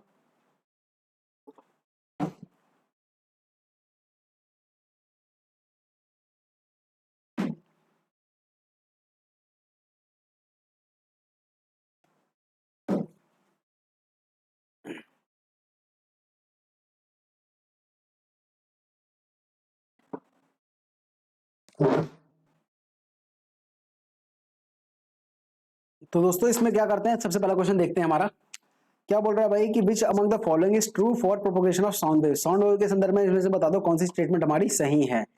एनडीए 2021 के अंदर पूछा है भैया। ऑप्शन नंबर ए कह रहा है कि sound can travel in vacuum and it is transverse wave in nature. बिल्कुल गलत बात है, वैक्यूम में कहां से ट्रेवल करती है साउंड। बी कह रहा है sound can not travel in vacuum and it is longitudinal wave in earth. बिल्कुल सही बात है। ऑप्शन नंबर बी जो है that is the correct option. ठीक है, ऑप्शन नंबर बी जो है that is the correct option. ठीक है, क्योंकि जो हमारी साउंड होती है हमारी लॉन्गिट्यूडिनल वेव होती है जिसमें कंप्रेशन होते हैं और रेयरफैक्शन होते हैं। ठीक है, और जो हमारी क्या होती है वैक्यूम के अंदर ट्रेवल नहीं कर सकती। क्यों नहीं कर सकती? क्योंकि साउंड को क्या चाहिए, एक मीडियम चाहिए, चाहे वो सॉलिड हो, चाहे वो लिक्विड हो, चाहे वो गैस हो। ठीक है, इसलिए ऑप्शन नंबर बी जो है that is the correct option. NDA 2021 के अंदर पूछा है डायरेक्टली हमारा एनसीईआरटी से। आगे बात करते हैं। When sound waves are propagated through medium the physical quantity या फिर quantity transmitted is are. Option number A saying matter only, B saying energy only, C saying energy and matter and D saying energy matter and momentum. तो इसका दोस्तों correct option है हमारा option number B है। जो energy होती है केवल एनर्जी ही ट्रांसफर हमारी ट्रांसमिट होती है। ठीक है, ऑप्शन नंबर बी जो है that is the correct option. आगे बात करते हैं। Sound waves can not travel through. Option number A saying copper wire placed in air, B saying silver slab placed in air, D C saying glass prism placed in water and D saying wooden hollow pipe placed in vacuum. ठीक है, तो जैसे हमने बात करती है भैया vacuum के अंदर ट्रैवल नहीं कर सकता साउंड वेव, तो सिंपल सा क्वेश्चन है, ऑप्शन नंबर डी जो है that is the correct option. Next बात करते हैं। A decibel is what? A musical instrument, a musical note, the wavelength of noise या फिर the measure of sound level. तो ऑप्शन नंबर डी जो है measure of sound level that is the correct option. बहुत ही simple question है, CDS 1 2003 के अंदर ये पूछा गया है। अब तो इतने सिंपल क्वेश्चन बनने बंद हो गए हैं क्योंकि 2003 का क्वेश्चन है। खैर आगे बात करते हैं। Which of the following waves do not belong to the category of the other three? अच्छा, इनमें से कौन सी वेव जो है भैया अगले तीन की जो कैटेगरी है उसके कैटेगरी के अंदर बिलोंग नहीं करती। ओके, तो दोस्तों जो साउंड वेव है वो हमारी इस कैटेगरी के अंदर बिलोंग नहीं करती हैं। ठीक है, ऑप्शन नंबर डी जो है that is the correct option. क्योंकि ये जो है हमारी ये रेडियो एक्टिव वेव्स हैं। ठीक है, ये जो है हमारी क्या है, ये रेडियो एक्टिव वेव्स हैं।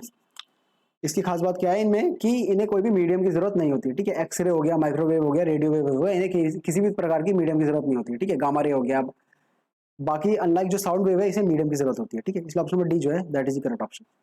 आगे बात करते हैं। The pitch of the sound wave depends upon which of the following characteristic. अब इसमें भी बहुत सारे बच्चे कंफ्यूज होते हैं कि भैया पिच किस पे डिपेंड करता है, लाउडनेस पे करता है, एम्पलीट्यूड पे करता है, उसके बाद फिर लाउडनेस किस पे डिपेंड करती है, श्रिलनेस किस पे डिपेंड करती है, फ्रीक्वेंसी किस पे डिपेंड करती है। तो ये सारा हमारे एनसीईआरटी के अंदर दे रखा है। इसके पास एक कॉपी पे एक पेन पे क्या नाम है, एक पेन से कॉपी पे लिख लो, मतलब शॉर्ट में लिख लो कि भैया इस चीज पे ये डिपेंड करती है, इस चीज पे ये डिपेंड करती है, क्योंकि इस पे यूपीएससी में आपको बहुत ज्यादा कंफ्यूजन होगी अभी क्वेश्चन जब आएंगे तो। ठीक है, तो इसमें देखो पूछ ले कि भैया पिच किस पे डिपेंड करती है, तो पिच हमारी किस पे डिपेंड करती है भैया, फ्रीक्वेंसी पे डिपेंड करती है। ठीक है, ऑप्शन नंबर डी जो है that is the correct option. CDS 2 2022 के अंदर पूछा है। आगे देखो क्या बोल रहा है कि when the pitch of the sound increases pitch of the following thing increases. तो अभी जैसे हमने बताया कि भैया पिच किस पे डिपेंड करती है, फ्रीक्वेंसी पे डिपेंड करती है, तो भैया फ्रीक्वेंसी ही तो इंक्रीज होगी। तो ये हमारा एनडीए 2 2022 के अंदर पूछा है। एक ही क्वेश्चन को अलग अलग घुमा के पूछा है यूपीएससी ने, इसलिए ऑप्शन नंबर डी जो है that is the correct option.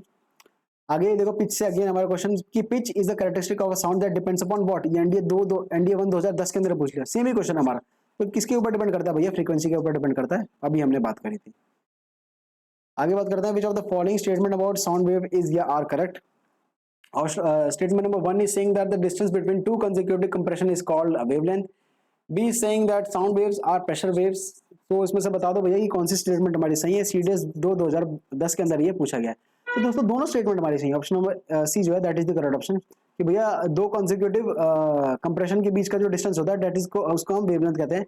दो कॉन्सिक्यूटिव कंप्रेशन कह लो या फिर दो कॉन्सिक्यूटिव रेयरफैक्शन को कह लो। ठीक है, उनके बीच का जो डिस्टेंस होता है उसे हम एक वेवलेंथ कहते हैं। ठीक है, और जो साउंड वेव होती है जो हमारी वो हमारी क्या होती है, प्रेशर वेव होते हैं। तो दोनों ही स्टेटमेंट हमारी सही है।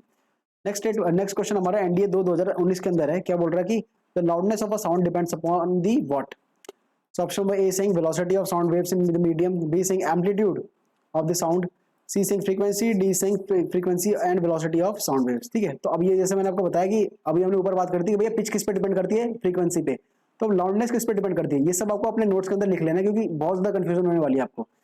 तो भैया लाउडनेस हमारी किस पे डिपेंड करती है, हमेशा याद रखना एम्पलीट्यूड पे डिपेंड करती है। ठीक है, जहां भी लाउडनेस आए समझ जाना एम्पलीट्यूड की बात हो रही है। ठीक है, ऑप्शन नंबर बी जो है that is the correct option. ठीक है, एम्पलीट्यूड जो है कितनी ऊंची वेव गई है इसे हम कहते हैं एम्पलीट्यूड, है ना। इसका इसका एम्पलीट्यूड छोटा है, इसका एम्पलीट्यूड हमारा क्या है, बड़ा है, इसलिए ऑप्शन नंबर बी जो है that is the correct option. इस पे इसकी लाउडनेस ज्यादा होगी। आगे बात करते हैं। The amplitude of sound wave is measured in the unit of what, pressure, distance, time या फिर स्पीड। तो इसका दोस्तों करेक्ट ऑप्शन होगा हमारा ऑप्शन नंबर ए।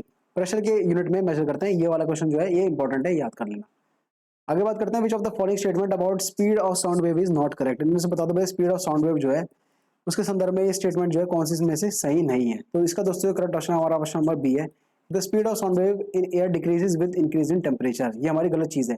जब टेम्परेचर बढ़ेगा ना तो हमारा टेम्परेचर बढ़ने से क्या होगा, जो एयर के मॉलिक्यूल्स होंगे उनकी काइनेटिक एनर्जी बढ़ जाएगी, ठीक है, half mv square kinetic energy बढ़ जाएगी। तो काइनेटिक एनर्जी जब बढ़ जाएगी तो एयर मॉलिक्यूल्स जो है बहुत तेजी से मूव करेंगे। अब तेजी से मूव करेंगे तो साउंड वेव हमारी की जो स्पीड है वो हमारी इंक्रीज हो जाएगी, ना कि डिक्रीज हो जाएगी, ठीक है। इसलिए ऑप्शन नंबर बी जो है that is the correct option. आगे बात करते हैं sound waves are similar to the waves. ये हमारा एनडीए 1 2012-14 के अंदर पूछा है कि भैया साउंड वेव्स किस वेव से सिमिलर होती है। Option number A saying of laser light passing through air, B saying generated in a stretch wire by hitting और plucking the wire, C saying generated in a pipe filling with air by moving the piston attached to the pipe up and down, and D saying generated by the mobile phone tower. तो इसका दोस्तों correct option हमारा क्या है, option number C है कि generated in a pipe filled with air by moving the piston attached to the pipe up and down। तो इसके सिमिलर हमारी साउंड वेव्स होती हैं क्योंकि इसी में कंप्रेशर और इन्फेक्शन हमारा बन सकता है, ठीक है। इसलिए ऑप्शन नंबर सी जो है that would be the correct option. Next बात करते हैं which of the following is true for propagation of sound waves.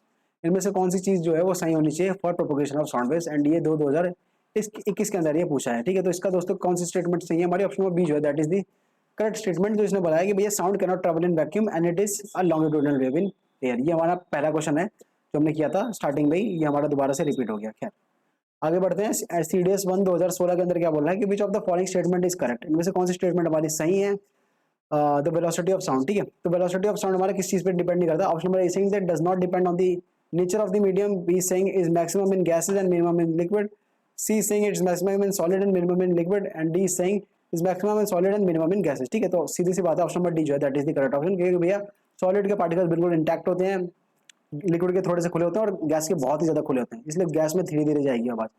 इसलिए ऑप्शन नंबर डी जो है that is the correct option.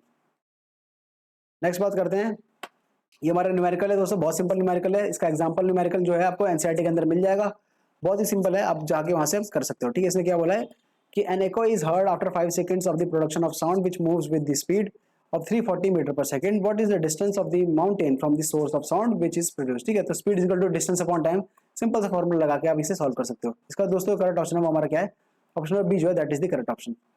ये वाला क्वेश्चन दोस्तों पढ़ाओ, तब तक मैं पानी पी लेता हूँ।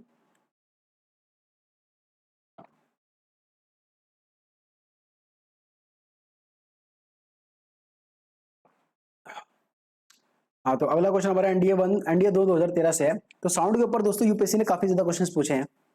साउंड हो गया, ऑप्टिक्स हो गया, लाइट हो गया, यहाँ से क्वेश्चन यूपीएससी काफी ज्यादा पूछता है। खैर इस क्वेश्चन की बात करते हैं। The ceiling of a concert hall are generally curved. Why क्यों कर्व्ड होते हैं भैया, ये हमारा एनडीए 2013 के अंदर पूछा है। क्योंकि भैया ऑप्शन नंबर ए जो है that is the correct option, because they reflect the sound to the audience. ये जो साउंड जो होते हैं उनको रिफ्लेक्ट करने के लिए ये यूज होते हैं, ठीक है। ऑप्शन नंबर ए जो है that is the correct option. आगे बात करते हैं, reverberation is a phenomena associated with what. Option number A saying multiple refraction of sound, B saying multiple reflection of sound, C saying single reflection of sound, and D saying single reflection of sound. तो इसका दोस्तों correct option हमारा क्या होगा, option number B जो है that is the correct option. Directly हमारा NCERT के उससे पूछा है, बुक से पूछा है। ऑप्शन नंबर बी जो है मल्टीपल रिफ्लेक्शन ऑफ साउंड जो है इस पर डिपेंड करता है हमारा रिवर्बरेशन। ये हमारा एनडीए 2021 के अंदर पूछा गया है। अगला क्वेश्चन हमारा सीएपीएफ 2010 के अंदर पूछा गया है, क्या भैया कि the stethoscope used by a medical practitioner is based on the phenomena of what. Very important question. तो भैया स्टेथोस्कोप जो होता है जिसे बुखार नापते हैं डॉक्टर, इस टाइप का, वो किस फिनोमेना पे डिपेंड करता है।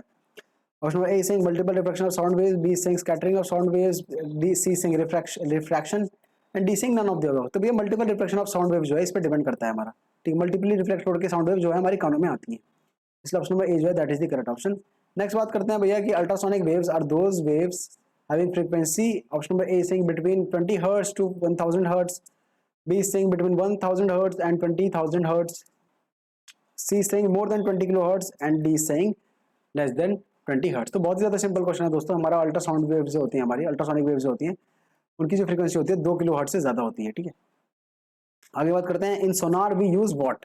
Option number A saying ultrasonic waves, B saying infrasonic, C saying radio waves, and D saying audible sound waves. तो हमारे कौन सी यूज होते हैं सोनार के अंदर, याद रखना अल्ट्रासोनिक वेव्स हमारी यूज होती है, जिसकी जो एप्लीकेशन है हमारी सबमरीन्स हो गई या फिर शिप्स हो गई, उसके अंदर हमारी ये यूज होती है। सीडीएस 1 2012 के अंदर ये पूछा गया। नेक्स्ट बात करते हैं, एनडीए 2013 के अंदर क्या पूछा कि bats can know about their prey at a distance even in night by emitting what. तो भैया इसमें बेसिकली घुमा फिरा के बोलेगा कि भैया बैट क्या एमिट करते हैं। Option number A saying infrared lights, B saying ultraviolet lights, C saying chemicals from their body and D saying ultrasonic sound. तो भैया बैट हमारे अल्ट्रासोनिक साउंड जो है वो प्रोड्यूस करते हैं। इसका दोस्तों करेक्ट ऑप्शन है that is option number D, directly हमारा एनसीईआरटी के अंदर से ये पूछा है। ठीक है, बैट्स हो गए ये हमारे अल्ट्रासाउंड छोड़ते हैं। उसका जो हमारे रैट्स हो गए रैट, उसमें वो भी हमारे किस टाइप की रेडिएशन छोड़ते हैं। ठीक है, तो इसमें जो सारे एग्जांपल्स हैं एनसीईआरटी के अंदर आपको गिवन है। आगे बात करते हैं हमारा सीडीएस 2021 के अंदर पूछा है, क्या बोला कि a sound wave has a frequency of 4 kilo hertz and wavelength of 30 centimetre, how long will it take to travel 2.4 kilometre, speed is equal to distance upon नहीं, इसमें दूसरा फॉर्मूला लगेगा। A sound wave has a frequency of 4 kilo hertz and wavelength of 30 centimetre, how long will it take to travel in 2.4 kilometre. इसका दोस्तों correct option मैं आपको बता देता हूँ। ऑप्शन नंबर ए जो है that is the correct option. 2.2 seconds जो है इसे लगेंगे ट्रैवल करने के लिए। और जो उसका सोल्यूशन है वो एक बार आप एनसीईआरटी के अंदर चेक कर लो, क्योंकि अभी मेरे को कुछ क्लिक हो नहीं रहा है। आगे बात करते हैं एन ऑसिलोफोन ऑसिलोस्कोप जो है, an oscilloscope is an instrument which allows us to see waves produced by, option number A saying visible light, B saying x-ray, C saying sound and D saying gamma. इसका दोस्तों correct option होगा हमारा option number C होगा। जो sound waves होती हैं उसको आप वेव्स के फॉर्म में देख सकते हो ऑसिलोस्कोप जो है डिवाइस इसकी मदद से। ठीक है, इस टाइप का जो डिवाइस है इस टाइप का दिखता है वो। ये वाला क्वेश्चन आपको नोट कर लेना क्योंकि एनसीईआरटी के अंदर ये नहीं दे रखा। आगे बात करते हैं the part of the human ear that convert the pressure variation associated with audible sound waves to electrical signal is what. Option A saying auditory nerves, B saying cochlea, C saying eardrum and D saying Eustachian tube. ठीक है, जो भी इसे बोलते हैं। And ये 2022 के अंदर पूछा है। तो दोस्तों ऑप्शन नंबर बी जो है कॉशलिया, ये इसका करेक्ट ऑप्शन। ठीक है, कॉशलिया जो भी इसे बोलते हैं। ठीक है, आगे बात करते हैं sonic boom is produce when a source of sound travels at a speed greater than speed of sound, greater than speed of light, lesser than speed of sound, या फिर equal to speed of sound. ये हमारा CDS 2023 का जो examination है इसके अंदर पूछा। तो इसका जो करेक्ट ऑप्शन दोस्तों हमारा ऑप्शन ये है, greater than speed of sound से अगर कोई चीज ट्रेवल करिए तो हमारा क्या होता है, सोनिक बूम होता है। ठीक है, और जब सोनिक बूम होता है तो हमारी जो आसपास की खिड़कियां होती हैं वो हमारी कई बार छटक जाती हैं। आगे बात करते हैं सीडे 2023 के अंदर से क्या पूछा है कि भैया in which of the following media is the speed of sound maximum. इनमें से बता दो स्पीड ऑफ साउंड मैक्सिमम कैसी है, इनमें से कौन से ऑब्जेक्ट में स्पीड ऑफ साउंड मैक्सिमम है। अब इसका दोस्तों करेक्ट ऑप्शन है आपको एनसीईआरटी के अंदर मिलेगा। इस टाइप की एक टेबल होगी। ठीक है, टेबल के अंदर यहाँ पे कई सारे मीडियम्स होंगे कि स्टेनलेस स्टील हो गया, ग्लास हो गया, वुड हो गया, और यहाँ पे उनकी स्पीड ऑफ साउंड लिखा होगा। ठीक है, तो वहां से जो टेबल है वहां से क्वेश्चन उठा के यूपीएससी ने पूछा, वहां से आपको देख लेना है। ठीक है, तो मैक्सिमम हमारा किसमें होगा, स्टेनलेस स्टील जो है दोस्तों, option number B that is the correct option. Stainless steel के अंदर हमारा ज्यादा सबसे ज्यादा मैक्सिमम होगा स्पीड। डायरेक्टली हमारा उस टेबल से पूछा गया है। आगे बात करते हैं which of the following is true for the speed of sound in a given medium. इनमें से बता दो भैया कौन सी चीज जो है वो हमारी ट्रू है स्पीड ऑफ साउंड के लिए। तो ऑप्शन नंबर ए जो है that is the correct option. Speed of sound remains same at all frequencies, that is the correct option. NDA 2023 के अंदर पूछा है। अगला क्वेश्चन हमारा कह रहा है कि sound and light waves are what. Option number A saying respectively longitudinal and transverse in nature, B saying respectively transverse and longitudinal in nature, C saying both longitudinal in nature and D saying कि भैया both transfer in air. तो इसलिए option number इसका दोस्तों जो correct option है हमारा option number ए है कि भैया साउंड जो होती है वो तो हमारी क्या होती है, लॉन्गिट्यूडिनल होती है, और जो लाइट वेव होती है हमारी क्या होती है, वो ट्रांसफर्स होती है। ठीक है, सीडीएस 1 2023 के अंदर ये पूछा गया है। नेक्स्ट बात करते हैं which of the following statement is true for sound wave propagation in air. तो इसका दोस्तों करेक्ट ऑप्शन मैं आपको बता देता हूँ। ऑप्शन नंबर बी जो है sound wave is a mechanical wave and longitudinal nature, that is the correct option. ठीक है, ये एनडीए 2023 के अंदर ये पूछा गया है। दोस्तों इसी के साथ हमारे क्लास 9 के जितने भी क्वेश्चन थे सारे कंप्लीट कर लिए हमने, सारे फिजिक्स के क्वेश्चन कंप्लीट कर लिए हैं।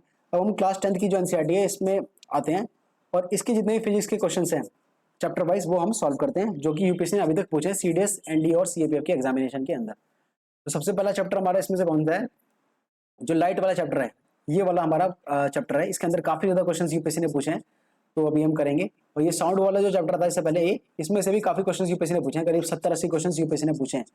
ठीक है, तो साउंड जो हो गया, लाइट हो गया, इस पर आपको ज्यादा इंफोसिस देना है। तो पहला क्वेश्चन आप पढ़ो यहाँ पे, तब तक मैं थोड़ा सा आपका ब्रेक ले लेता हूँ।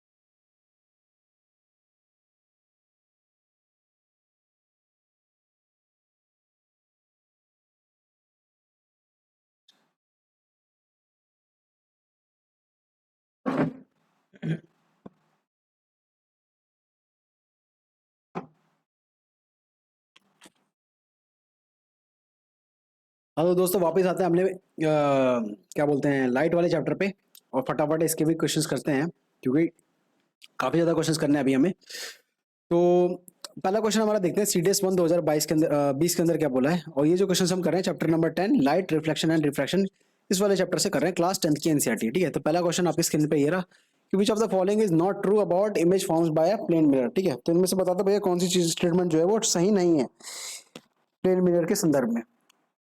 Option number A is saying it is of same size of the subject. B is saying it is laterally inverted. C is saying it is real image. D is saying it is formed as far behind the mirror as the object in front.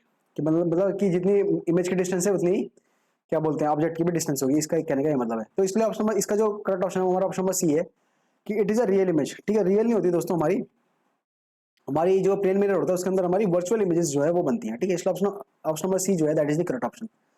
आगे बात करते हैं हमारा no matter how far you stand from an mirror your image appears erect, the mirror is likely to be what.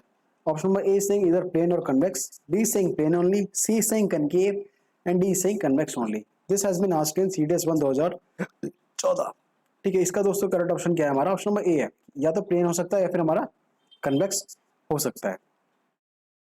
आगे बात करते हैं the image we see in plane mirror is what. Option A is saying real and thus can be photographed. B is saying virtual and nearer to the nearer than the object. C is saying virtual and laterally inverted. D is saying real but cannot be photographed. This has been asked in NDA 1 2021. So इसका correct option हमारा क्या होगा दोस्तों, option number C होगा कि virtually होते हैं हमारे, ये वर्चुअल होता है और लेटरली हमारा इन्वर्टेड होता है प्लेन मिरर के अंदर जो हमारी इमेज होती है वो। अगला क्वेश्चन हमारा एनडीए 2021 का है, क्या कह रहा है कि the image of an object form by a mirror is what. Option number A saying erect, real and larger, B saying erect, virtual and same size, C saying inverted, virtual and same size and D saying inverted, real and smaller.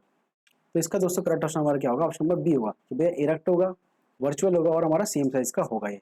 ठीक है, an image form by the mirror is what. ठीक है, ये plane mirror की बात हो रही है। आगे बात करते हैं a lady is standing in front of a plane mirror at a distance of 1 metre from it, she walks 60 centimetre towards the mirror, the distance of her image now for from herself ignoring the thickness of the mirror is what. तो इसका दोस्तों correct option हमारा क्या होगा, हमारा option number C होगा, 80 centimetre जो है that is the correct option. ये हमारा एनडीए 1 2016 के अंदर पूछा गया है। आगे बात करते हैं suppose you are standing 1 metre in front of a plane mirror, what should be the minimum vertical size of the mirror so that you can see your full image of full image in it। ठीक है, तो इसका दोस्तों जो correct option है हमारा क्या होगा, हमारा ऑप्शन नंबर सी होगा कि हाफ ऑफ योर हाइट। ये डायरेक्टली हमारा एनसीईआरटी के अंदर देगा कि अगर आपको प्लेन मिरर के अंदर अपनी पूरी हाइट देखनी है तो आपको हाफ जो आपका जो प्लेन मिरर है वो आपकी हाइट का आधा तो कम से कम होना चाहिए। ठीक है, इसलिए ऑप्शन नंबर सी जो है that is the correct option. Next बात कर लेते हैं, नेक्स्ट कह रहा है भैया कि a person standing 1 metre in front of a plane mirror approaches the mirror by 40 centimeter. The new distance between the person and his image in the plane mirror is, this has been asked in CDS 1 2015. Option number A is saying 60 centimeter, B is saying 1.2 meter. So option number B is the correct option, 1.2 meter जो है that is the correct option. CDS 1 2015 के अंदर ये पूछा गया था। आगे बात करते हैं, a ray of light is incident on a plane mirror at an angle of 40 degree with respect to the surface normal. When it gets reflected from the mirror, it undergoes a deviation of what? ये हमारा थोड़ा बहुत numericals हैं, CDS 2 2017 के अंदर पूछा है। तो 100 डिग्री का जो है दोस्तों डेविएशन होगा, ऑप्शन नंबर बी जो है that is the correct option. आगे बात करते हैं which of the following is correct angle between the incident and the reflected rays when a ray of light incident normally on a plane mirror। इसका correct option क्या होगा दोस्तों, हमारा option number D होगा। ठीक है, 0 डिग्री का जो है एंगल होगा वो एनडीए 2 2010 के अंदर ये पूछा गया। नेक्स्ट बात करते हैं spherical mirror formula relating to spherical mirror formula relating an object distance u and image distance v and focal length of a mirror f may be applied to a plane mirror when option number A is saying focal length goes to infinity, B is saying focal length goes to 0, C is saying image distance goes to 0 and D is saying image distance goes to infinity. This has been asked in NDA 2021। So correct option हमारा option number A होगा कि focal length goes to infinity। ठीक है, ये हमारा correct option होगा। आगे बात करते हैं the non spherical shining spoon can generally be considered as what? Option number A saying spherical mirror, B saying parabolic mirror, C saying plane mirror and D saying lens.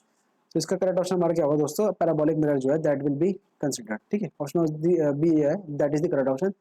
Asked in CDS 20,000 2021। ठीक है, next बात करते हैं in periscope the two plane mirror are kept. Option number A saying parallel to each other, B saying perpendicular to each other, C is saying at an angle 60 degree with each other and D is saying at an angle 45 degree with each other।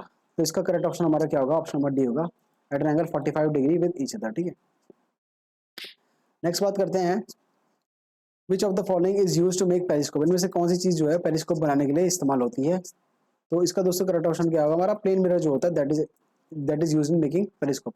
Directly हमारा NCERT के अंदर से मिल जाएगा।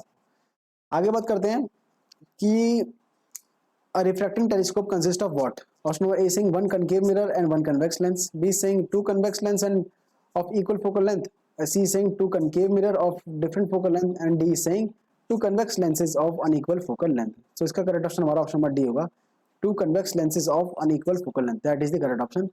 NDA 1 2012 के अंदर ये पूछा गया है। आगे बात करते हैं हमारा in case of concave mirror if an object is kept between principal focus and pole of the mirror then which of the following statement about the image is not correct. इनमें से बता दो कौन सी स्टेटमेंट हमारी सही नहीं होगी।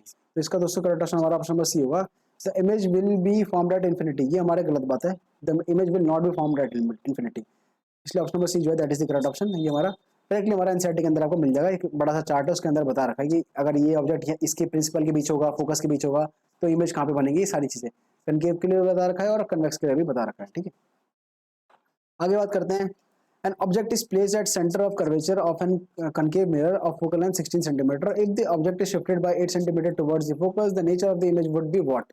Real and magnified, virtual and magnified, real and reduced, and D saying virtual and reduced। So the correct option of this question is option number A, real and magnified। ठीक है, that is the correct option। आगे बात करते हैं an object is placed at the focus of concave mirror, the image will be what? Option number A is saying real and inverted and same size of the focus, B saying real upright and same size of the focus, C is saying virtual inverted and large at infinity, and D is saying real inverted highly enlarged at infinity। This has been asked in NDA 1 2013। So the correct option is option number D, real inverted highly enlarged at infinity। Next बात करते हैं how far must a girl stand in front of the concave spherical mirror of radius 120 centimeter to see an erect image of her face 4 times its natural size। तो काफी ज्यादा अच्छा question है, NDA 1 2009 के अंदर पूछा है। इसका करेक्ट ऑप्शन हमारा ऑप्शन नंबर बी होगा, 45 सेंटीमीटर फ्रॉम द मिरर। ठीक है, that is the correct option. Next बात करते हैं हमारा the mirror use for headlights of a car is what. काफी ज्यादा कॉमन और इजी क्वेश्चन है कि भैया हेडलाइट्स जो होती है हमारी कार की उसमें हमारा किस टाइप का मिरर यूज होता है? तो दोस्तों हमारा पैराबोलिक कनकेव जो होता है दैट इज यूज्ड। ठीक है, पैराबोलिक कनकेव मिरर हमारा यूज होता है, ऑप्शन नंबर डी जो है that is the correct option.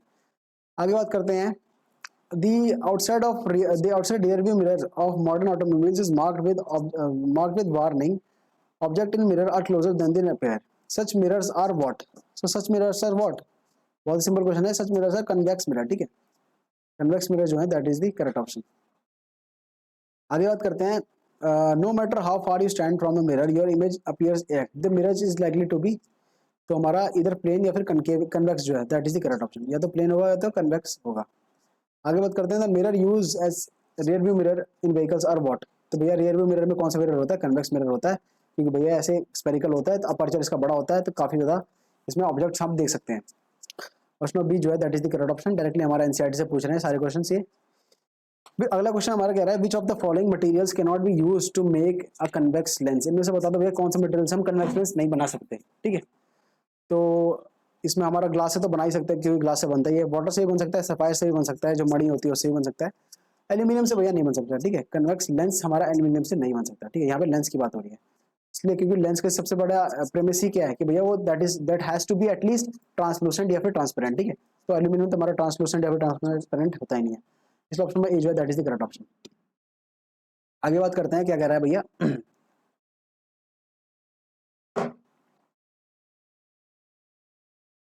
कह रहा है कि भैया if an object is placed at the focus of a convex lens its image is what? Option by A saying at the focus on the same side, B saying at the focus on the opposite side, C saying coincident with the lens and D is saying at infinity। so इसका correct option हमारा option number D होगा, at infinity। ठीक है, next बात करते हैं, अगला question हमारा सीडीएस 2021 के अंदर पूछा है। क्या कह रहा है कि where should an object be place in front of a convex lens to get real and enlarge image of an object. तो इसका करेक्ट ऑप्शन हमारा दोस्तों ऑप्शन नंबर सी होगा कि between the principal focus and twice the focal length. ये हमारा correct option होगा, इसके बीच में अगर आप रखेंगे तो हमारी रियल और एनलार्ज इमेज मिलेगी, ठीक है। सो सी इज द करेक्ट ऑप्शन। आगे बात करते हैं, सीडीएस 2022 के अंदर पूछा है कि which of the following statement about the aperture of convex lens is correct. Option number A is saying that it is equal to its radius of curvature, B is saying it is equal to its focal length, C is saying it is independent of its radius of curvature and D is saying it is equal to half of its focal length। तो इसका दोस्तों correct option हमारा option number C होगा, it is independent of its radius of curvature. Next बात करते हैं, a luminous object is placed at a distance of 40 cm from a converging lens of focal length for 25 cm. The image obtained in this scene is what? Option A is saying erect and magnified, B is saying erect and smaller, C is saying inverted and magnified and D is saying inverted and smaller। इसका correct option हमारा directly NCERT में आपको मिल जाएगा, inverted और magnified जो है that is the correct option. Next बात करते हैं भैया कि the magnitude of focal length of a convex lens, concave lens is 2 metre, so what will be its power. तो भैया पावर बता दो, हमारी पावर का डायरेक्टली हमारा एनसीईआरटी के अंदर दे रखा है, 1/f जो होता है हमारा that is the formula of power, ठीक है। तो इस हिसाब से हमारा ऑप्शन नंबर बी जो है that is the correct option. आगे बात करते हैं हमारा which of the following lens will bend the light रे थ्रू लार्जेस्ट एंगल। तो सबसे ज्यादा भैया बेंड कौन करेगी लाइट रे को, ठीक है। तो ऑप्शन नंबर बी जो है lens with power of +2.5 dioptre, ये सबसे ज्यादा बेंड करेगी, ठीक है। जितनी ज्यादा पावर उतनी ज्यादा बेंडिंग। नेक्स्ट बात करते हैं हमारा power of a lens of focal length 25 centimetre is what. तो जैसे मैंने आपको बताया था कि भैया पावर की जो हमारे फॉर्मुला होता है वो हमारा क्या होता है, 1/f होता है, ठीक है, 1 फोकल लेंथ, ठीक है। लेकिन यहाँ पे कंडीशन ही होती है कि जो हमारा फोकल लेंथ होता है वो हमारा मीटर में होना चाहिए, ठीक है। तो पहले आप 25 सेंटीमीटर को क्या करो, मीटर में कन्वर्ट करो, उसके बाद 1 को डिवाइड कर दो 25 सेंटीमीटर से, तो उतनी पावर हमारी यहाँ पे निकल के आएगी। कितनी निकल के आएगी हमारी, +4 जो है ये हमारी निकल के आएगी, ठीक है। ऑप्शन नंबर सी जो है that is the correct option. Next बात करते हैं the ray of light travelling from rare to denser medium. तो भैया रेयर टू डेंसर मीडियम में अगर जा रही है कोई रे ऑफ लाइट तो उसमें रिफ्लेक्शन कैसा होगा। तो क्या होगा भैया उसमें कि पहले तो स्लो हो जाएगी and bend toward the normal, और नॉर्मल की तरफ बेंड कर जाएगी, ठीक है। जैसे अगर ये नॉर्मल है और ये रे ऑफ लाइट आ रही है तो ये बेंड टुवर्ड्स द नॉर्मल ऐसे बेंड हो जाएगी, ठीक है। ये हमारा डेंसर है, ये हमारा रेयर है, इसका ऑप्शन बी जो है that is the correct option.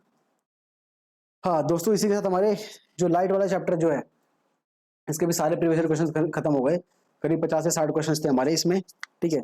अब हम अगले चैप्टर की तरफ बढ़ रहे हैं, the human I and colourful world. ये भी बहुत ज्यादा इंपॉर्टेंट क्वेश्चन है, क्वेश्चन कह रहा हूँ चैप्टर है। यहाँ से भी काफी ज्यादा क्वेश्चन पूछे, करीब 50 के करीब क्वेश्चन यहाँ पे पूछे, 40-50 के करीब क्वेश्चन पूछे, ठीक है। तो यहाँ पे आप पहला क्वेश्चन पढ़ सकते हो। तब तक मैं पानी पी लेता हूँ।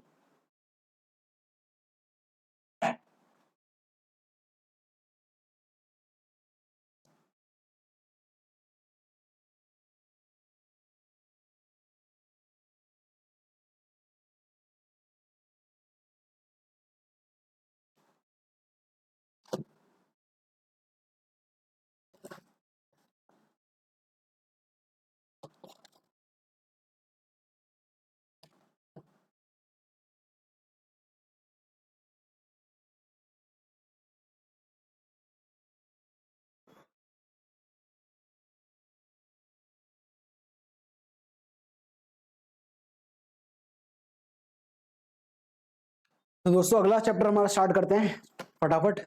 हाँ जो कि हमारा human I and colourful world.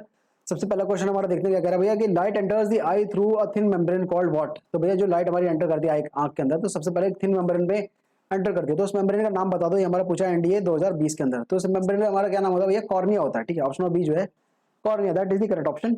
आगे बात करते हैं हमारा the part of human I on which the image is formed is called what. तो भैया कौन से पार्ट में हमारी इमेज फॉर्म होती है। तो बहुत ही सिंपल क्वेश्चन है, ये भी हमारा इंडिया 2020 के अंदर पूछा है कि भैया रेटिना के अंदर फॉर्म होती है हमारी इमेज, ठीक है। रेटिना जो होता है हमारा आंख के बिल्कुल पीछे होता है, यहाँ पे हमारी जो इमेज है वो हमारी फॉर्म होती है, ठीक है। और उल्टी होती है, इसे हमारा दिमाग जो है वो सीधा इंटरप्रेट करता है। आगे बात करते हैं हमारा कह रहा है कि भैया colour vision in human eyes is the function of photo receptor cell named what. Option A saying rods, B saying cones, ठीक है, C saying blind spot and D saying phobia. तो इसका करेक्ट ऑप्शन क्या होगा हमारा cons जो है दोस्तों, cones that is the correct option, ठीक है। एनडीए 1 2017 के अंदर पूछा है, एक इंपॉर्टेंट क्वेश्चन है। नेक्स्ट बात कर लेते हैं भाई, क्या कह रहा है कि when we see an object the image formed on the retina of an object is what। तो भैया इसमें ऑप्शन नंबर ए कह रहा है कि रियल एंड इनडायरेक्ट, बी कह रहा है कि वर्चुअल एंड इनडायरेक्ट, सी कह रहा है कि real and inverted, C and D saying virtual and inverted. तो इसका करेक्ट ऑप्शन क्या होगा दोस्तों हमारा रियल एंड इन्वर्टेड होगा, ठीक है, जैसे मैंने आपको बताया था इन्वर्टेड इमेज फॉर्म होती है, इसलिए ऑप्शन नंबर सी जो है that is the correct option. Next बात करते हैं which of the following body parts या फिर organs of a human body does not have smooth muscles. ये हमने बायो के अंदर भी किया था कि भाई स्मूथ मसल्स बता दो इसमें कौन से बॉडी पार्ट में नहीं होती, भाई बाइसेप्स में नहीं होती हमारी स्मूथ मसल, क्योंकि बाइसेप्स से हमें बहुत ज्यादा हैवी टास्क करने होते हैं, इसलिए इसलिए बाइसेप्स जो होते हैं वहां पे हमारी कोई भी डेलिकेट या फिर स्मूथ मसल्स नहीं होती हैं, हार्ड मसल्स होती हैं, ठीक है, इसलिए ऑप्शन नंबर सी डी जो है that is the correct option. आगे बात करते हैं cylindrical lens is used by a person suffering from which disease, astigmatism, B saying myopia, C saying hypermetropia, D saying presbyopia, ठीक है, इसका दोस्तों करेक्ट ऑप्शन हमारा क्या होगा एस्टिग्मेटिज्म जो है that is the correct option, option number A जो है that is the correct option. आगे बात करते हैं myopia is a defect in human vision where an image of a nearby object is focus beyond the retina, या फिर nearby object is focus before the retina, C saying distance object is focus before the retina and distance object is focus beyond the retina. ये हमारा NDA 2021 के अंदर पूछा है, basically इसने ये पूछा है मायोपिया क्या होता है, बस उसने पूछने का तरीका थोड़ा अलग है और डिटेल के अंदर ही इसने पूछा है, ठीक है, तो इसका करेक्ट ऑप्शन क्या होगा हमारा ऑप्शन नंबर सी होगा कि distance object is focus before the retina, कि रेटिना से पहले ही जो है हमारी वो हमारी जो है इमेज बन जाती है, यहीं पे इमेज बन जाती है, ठीक है, ये हमारा डायरेक्टली एनसीईआरटी के अंदर दे रखा है। आगे बात करते हैं person can see nearby objects clearly through his eyes but can not see distance object clearly, the possible reason of this defect could be Shitamo one is saying excessive curvature of the eye lens, B is saying the eyeball has become too small, 3 is saying focal length of the eye lens is too large, and D is saying elongation of the eyeball, ठीक है, तो इसमें आपको बताना कितनी statement हमारी सही है, ऑप्शन नंबर सी जो है दोस्तों that is the correct option, यानी कि हमारा पहला स्टेटमेंट और जो चौथा स्टेटमेंट है यही हमारी सही है, ठीक है, बाकी सही नहीं है, ठीक है, ये हमारे डायरेक्टली एनसीईआरटी के अंदर आपको मिल जाएगा, ठीक है। आगे बात करते हैं presbyopia is a vision defect caused by what, elongation of eyeball, shortened curvature of eye lens, weakening of ciliary muscles, या फिर gradually increasing flexibility of eye lens। तो इसका दोस्तों करेक्ट ऑप्शन हमारा ऑप्शन नंबर सी होगा weakening of ciliary muscles। ciliary muscles के कमजोर होने पे हमें प्रेसबायोपिया होता है, एनडीए 2023 के अंदर ये पूछा गया है। आगे बात करते हैं a person is unable to read a newspaper without his glasses, he is most probably suffering from what। तो भैया बता दो कि न्यूज़पेपर पढ़ने में उसे दिक्कत हो रही है, यानी कि उसी पास की नजर कमजोर है भैया, तो पास की नजर कमजोर है तो हमारा क्या कहते हैं उसे हम प्रेसबायोपिया कहते हैं, ठीक है, ऑप्शन नंबर बी जो है that is the correct option. आगे बात करते हैं कि name the scientist who first use a glass prism to obtain the spectrum of sunlight. तो बता दो भैया कौन से साइंटिस्ट थे जिन्होंने ग्लास प्रिज्म का यूज करके स्पेक्ट्रम ऑफ सनलाइट फाइंड करी थी। तो इसका करेक्ट ऑप्शन दोस्तों हमारा क्या होगा, इसका करेक्ट ऑप्शन होगा हमारा option number C Isaac Newton जो है that is the correct option. आगे बात करते हैं when light is scattered by a molecule and the frequency of the scattered light is changed, the phenomena is called what। the phenomena is called दोस्तों Raman effect, ठीक है, option number B जो है that is Raman effect, that is the correct option, ठीक है, ये आपको याद रखना है, ये हमारे इंडियन साइंटिस्ट थे। आगे बात करते हैं the rainbow is produced due to which of the following phenomena. तो बता दो भैया इनमें से कौन से फिनोमिना की वजह से रेनबो प्रोड्यूस होता है। अब इसमें बच्चे बहुत कंफ्यूज होते हैं, डिस्पर्जन, इंटरफेरेंस, डिफ्रैक्शन, स्कैटरिंग, ये जो टर्म्स है ना इसमें बच्चे ये यूपीएससी बहुत कंफ्यूज करता है बच्चों को, तो आपको याद रखना है रेनबो हमारा जो होता है हमारे किस फिनोमिना से होता है, डिस्पर्जन ऑफ लाइट जो दैट इज उसकी वजह से हमारा होता है, ठीक है। आगे बात करते हैं the spread of colours of a rainbow on sky is primary due to what. तो डिस्पर्जन ऑफ सनलाइट जो होती है that is the correct option, अभी हमने थोड़ी देर पढ़ा था, एनडीए 1 2013 के अंदर पूछा है। आगे बात करते हैं how many internal reflection of light takes place in the formation of primary rainbow, कि भैया प्राइमरी रेनबो हमारा फॉर्म हो रहा है तो कितने क्या नाम है TIR हमारे होंगे, तो कितने TIR होंगे हमारे, ऑप्शन नंबर बी जो है एक ही हमारा टोटल इंटरनल रिफ्लेक्शन होगा, ठीक है, इसलिए ऑप्शन नंबर बी जो है that is the correct option. Next बात करते हैं भैया कि the twinkling of a star is due to atmospheric diffraction, refraction या फिर डिस्पर्जन। तो सिंपल सी बात है एनसीईआरटी के अंदर दे रखा भैया जो ट्विंकलिंग ऑफ स्टार है हमारा वो हमारा रिफ्रैक्शन की वजह से होता है। आगे बात करते हैं Tyndall effect is a phenomena of what. तो option number A saying scattering of light by colloidal particle, बिल्कुल सही बात है, ऑप्शन नंबर ए ही जो हमारा करेक्ट ऑप्शन है, आगे पढ़ने की जरूरत ही नहीं है। स्कैटरिंग की वजह से हमारा जो है टिंडल इफेक्ट होता है जो कि कोलाइडल पार्टिकल्स के अंदर देखने को मिलता है। आगे बात करते हैं why is right light red light employed for danger side. ये भी बहुत ज्यादा क्लीशे क्वेश्चन है, यूपीएससी ने कई बार क्वेश्चन इस वाले क्वेश्चन को पूछा है अलग अलग एग्जामिनेशन के अंदर, इवन बोर्ड एग्जामिनेशन के अंदर भी ये क्वेश्चन हमारे कई बार पूछे जा चुके हैं। तो इसका दोस्तों करेक्ट ऑप्शन क्या होगा हमारा भैया, सिंपल सी चीज है कि रेड लाइट जो होती है हमारी वो कम स्कैटर्ड होती है क्योंकि इसकी वेवलेंथ ज्यादा होती है, ठीक है, इसलिए ऑप्शन नंबर सी जो है that is the correct option. आगे बात करते हैं which of the following is not a luminous object. Luminous object कौन होता है, जिनके पास खुद की रोशनी होती है हमारी, सन के पास तो खुद की रोशनी है, बिल्कुल सही बात है, प्रोक्सिमा सेंटियोरी एक स्टार है, बिल्कुल उसके पास भी है, उसके बाद अल्फा सेंचुरी ये भी है। जुपिटर भैया, जुपिटर के पास खुद की रोशनी नहीं है, क्योंकि जुपिटर क्या है, हमारा एक प्लेनेट है अर्थ की तरह, ठीक है। इसलिए ऑप्शन नंबर सी जो है that is the correct option. आगे बात करते हैं, which of the following is not a luminous object. इसमें अगेन हमारा ल्यूमिनस ऑब्जेक्ट से पूछ लिया सीए पे 2019 के अंदर, यहाँ पे सीए पे 2000 चलता है। तो इसमें बता दो कौन सा ल्यूमिनस ऑब्जेक्ट नहीं है भैया। सन तो है, सन के पास खुद की एनर्जी है। इलेक्ट्रिक लैंप, लैंप के पास भी खुद की एनर्जी है भाई, वो भी एनर्जी अपना वो करता है, एक बार पावर में लगा दो तो। कैंडल भी जब बर्न करता है तो भैया लाइट देता है। लेकिन मून जो है, मून कहाँ लाइट देता है? मून क्या करता है, हमारा जो चांद की चांदनी होती है वो क्या करता है, उस सन की जो रेज है उसे रिफ्लेक्ट करके भेजता है अर्थ पे, ठीक है। उसकी वजह से हमारा जो है थोड़ी बहुत चांदनी दिखती है, ठीक है। इसलिए मून जो है that is not the luminous object. आगे बात करते हैं, हमारा the formation of colours in soap bubbles is due to the phenomena of what. ये वाला क्वेश्चन दोस्तों बहुत ज्यादा इंपॉर्टेंट क्वेश्चन है, क्योंकि इसमें बच्चे बहुत कंफ्यूज होते हैं। तो दोस्तों याद रखना कि जो हमारी बबल्स होती है, सो बबल्स छोटी छोटी फॉर्म होती है, उसमें आपने देखा होगा रेनबो टाइप की कलर होती है। तो किसकी वजह से होती है? इंटरफेरेंस ऑफ लाइट की वजह से होती है। कई लोग इसमें डिस्पर्सन क्लिक कर देंगे, बट डिस्पर्सन नहीं है, option number B interference of light है, that is the correct option. Next बात करते हैं, कह रहा है कि भैया the sun is seen little before it rises and for a short while after it sets, this is because what. कि भैया जो हमारा अर्ली सनराइज और लेट सनसेट है वो किसकी वजह से होता है? तो भैया सिंपल सी बात है, हमारा किसकी वजह से होता है? रिफ्रैक्शन की वजह से होता है, ठीक है। एनसीईआरटी के अंदर प्रॉपर एक्सप्लेन कर रखा है, बहुत ईजी कंसेप्ट है। या ये इन चीजों पे आपको ध्यान रखना है दोस्तों, ये जो है ना कीवर्ड्स, कि भैया अर्ली सनराइज और सनसेट किसकी वजह से होता है? रिफ्रैक्शन की वजह से होता है। ट्विंकलिंग ऑफ स्टार किसकी वजह से होता है? तो वही रिफ्लेक्शन की वजह से होता है। अब जो स्काई का जो कलर है वो ब्लू है, तो वो किसकी वजह से है? तो वो हमारा स्कैटरिंग की वजह से है। टिंडल इफेक्ट हमारा किसकी वजह से है? ठीक है। तो ये सारी चीजें आपको याद रखनी है, वरना इस पर आप कंफ्यूज हो जाओगे। तो आगे बात करते हैं हमारा, which when the sun is near the horizon during the morning और इवनिंग इट अपीयर्स रेडिश। ये वाला भी बहुत इंपॉर्टेंट क्वेश्चन है कि भाई रेडिश क्यों होता है? The phenomena that is responsible for this observation is what. तो अगेन जो हमारा इसका क्या करेक्ट ऑप्शन होगा? इसका करेक्ट ऑप्शन हमारा दोस्तों स्कैटरिंग ऑफ लाइट होगा। रिफ्रैक्शन मत क्लिक कर देना, क्योंकि रिफ्रैक्शन डील करता है अर्ली सनराइज और सनसेट से, ठीक है। इमेज से डील करता है रिफ्रैक्शन, ठीक है, इमेज। वेर स्कैटरिंग जो होती है वो हमारी कलर से डील करती है, कि जैसे स्काई का कलर ब्लू है, ठीक है, वो किसकी वजह से? स्कैटरिंग की वजह से है। जो सन का कलर हमारा रेडिश अपेयर होता है जब हमारा हॉराइजन पे होता है, बिल्कुल जब सेट होने वाला होता है, तो वो भी किसकी वजह से होता है? स्कैटरिंग की वजह से होता है, ठीक है। ऑप्शन नंबर डी जो है that is the correct option. आगे बात करते हैं, the optical phenomena responsible for the blue colour of sky is what. तो हमारा स्कैटरिंग जो है that is the correct option. Scattering of light की वजह से हमारा स्काई कलर हमारा ब्लू होता है। आगे बात करते हैं, the twinkling of star is due to what. तो ट्विंकलिंग ऑफ स्टार किसकी वजह से होता है? हमारा रिफ्रैक्शन की वजह से हमारा होता है। एक्चुअली में वो स्टार जो है ट्विंकल कर नहीं होते हैं, बट वो हमारे रिफ्रैक्शन की वजह से हमारे इतने दूर होते हैं कि जो रिफ्रैक्शन होता है कॉन्स्टेंटली, उसकी वजह से हमें लगता है कि वो ट्विंकल कर रहे हैं। इसलिए ऑप्शन बी जो है that is the correct option. और इसी के साथ हमारे दोस्तों ह्यूमन आई के भी हमने सारे प्रीवियस क्वेश्चन कर लिए, बस दो चैप्टर रह रहे हैं, इलेक्ट्रिसिटी और मैग्नेटिज्म वाला जो चैप्टर है उसके जब बस प्रीवियस क्वेश्चन हमारे रह रहे हैं, ठीक है। उसके बाद हमारी जो है पूरी साइंस की सीरीज हमारी कंप्लीट हो जाएगी। इसकी पीडीएफ में आपको फिर 2 दिन बाद ग्रुप के अंदर प्रोवाइड कर दूंगा, ठीक है। तो अब हमारा अगला चैप्टर स्टार्ट होगा क्लास 12 का, क्लास 12 कह रहा हूँ मैं, क्लास 10 का चैप्टर नंबर 12 इलेक्ट्रिसिटी, ठीक है। ये रहा हमारा पहला क्वेश्चन, यहाँ पे आप पढ़ो, या फिर आप 5 मिनट का ब्रेक ले सकते हो, ठीक है। 5 मिनट का ब्रेक लेते हैं, उसके बाद फिर कंटिन्यू करते हैं।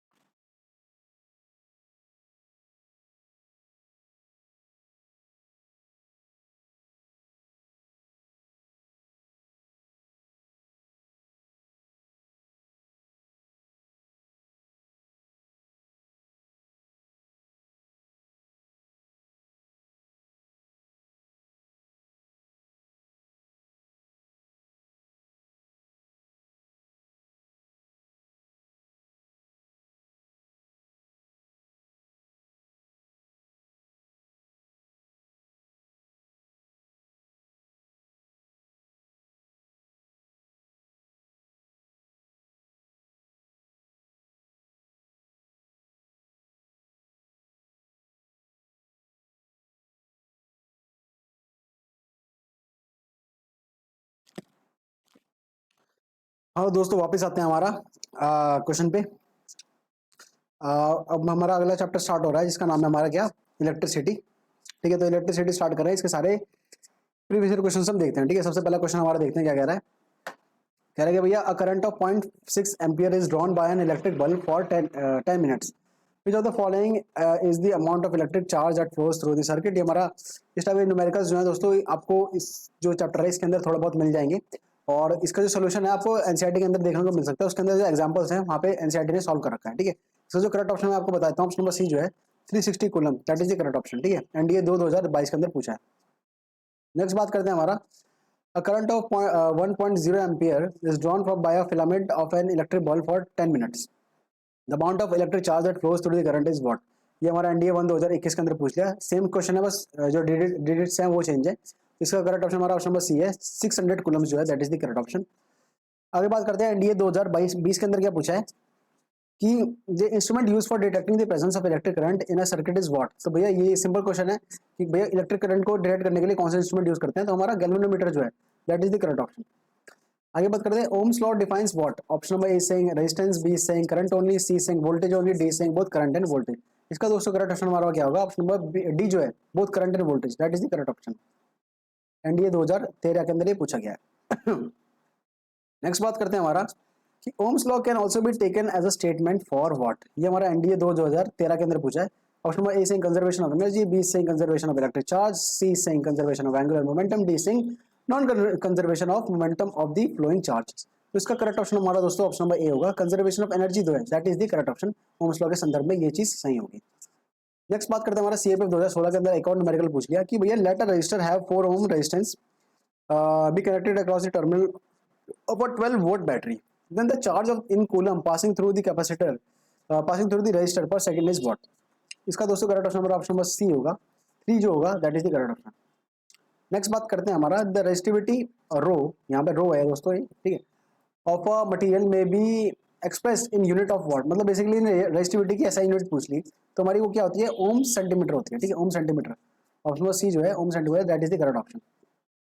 आगे बात करते हैं the product of conductivity and resistivity of a conductor is option number A saying depends on pressure applied, B saying depends on current flowing through conductor, C saying is the same for all conductor and D saying varies from conductor to conductor। इसका दोस्तों correct option जो हमारा होगा, हमारा option number C होगा, that it is same for all conductors. ठीक है, ये हमारा करेक्ट ऑप्शन होगा, option number C is the correct option.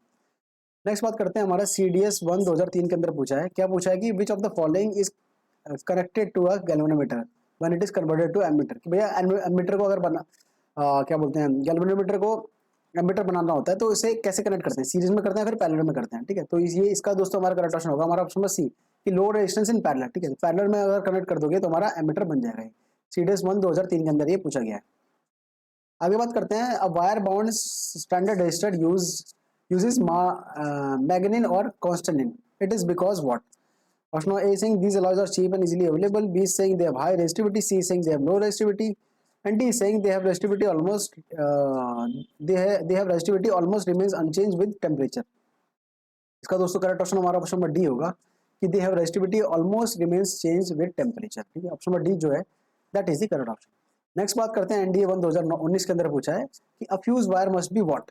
Option number A saying conducting of a low melting point, B saying conducting of a high melting point, C saying insulator of a high melting point, and D saying insulator of a low melting point. तो इसका दोस्तों correct option हमारा क्या होगा, option number a conducting होना चाहिए तो fuse wire वहां से करंट जाए, और हमारा लो मेल्टिंग पॉइंट होगा। ठीक है, लो मेल्टिंग पॉइंट होगा तभी तो जब हाई करंट आएगा तो फटाफट मेल्ट हो जाएगा, जिससे फ्यूज जो है ये ब्रेक हो जाएगा, सर्किट ब्रेक हो जाएगा और जो हमारा इलेक्ट्रिकल अप्लायंस है वो बच जाएगा। आगे हमारा एक और न्यूमेरिकल पूछ लिया है CDS 2018 के अंदर, क्या कह रहा है भाई कि a circuit has a fuse having a rating of 5 ampere, what is the maximum number of 100 watt to 220 watt bulb that can be safely connected in parallel in circuit। काफी ज्यादा कॉम्प्लेक्स क्वेश्चन पूछ लिया। Option number C जो है that is the correct option दोस्तों, 11 जो है that is the correct option. खैर आगे बात करते हैं हमारा, कह रहे हैं कि भैया Ohm's law does not apply to which of the following. Option number A saying AC current, B saying conductor, C saying semiconductor, and D saying conductor when there is change in temperature. ये हमारा CDS 1 2006 के अंदर पूछा है।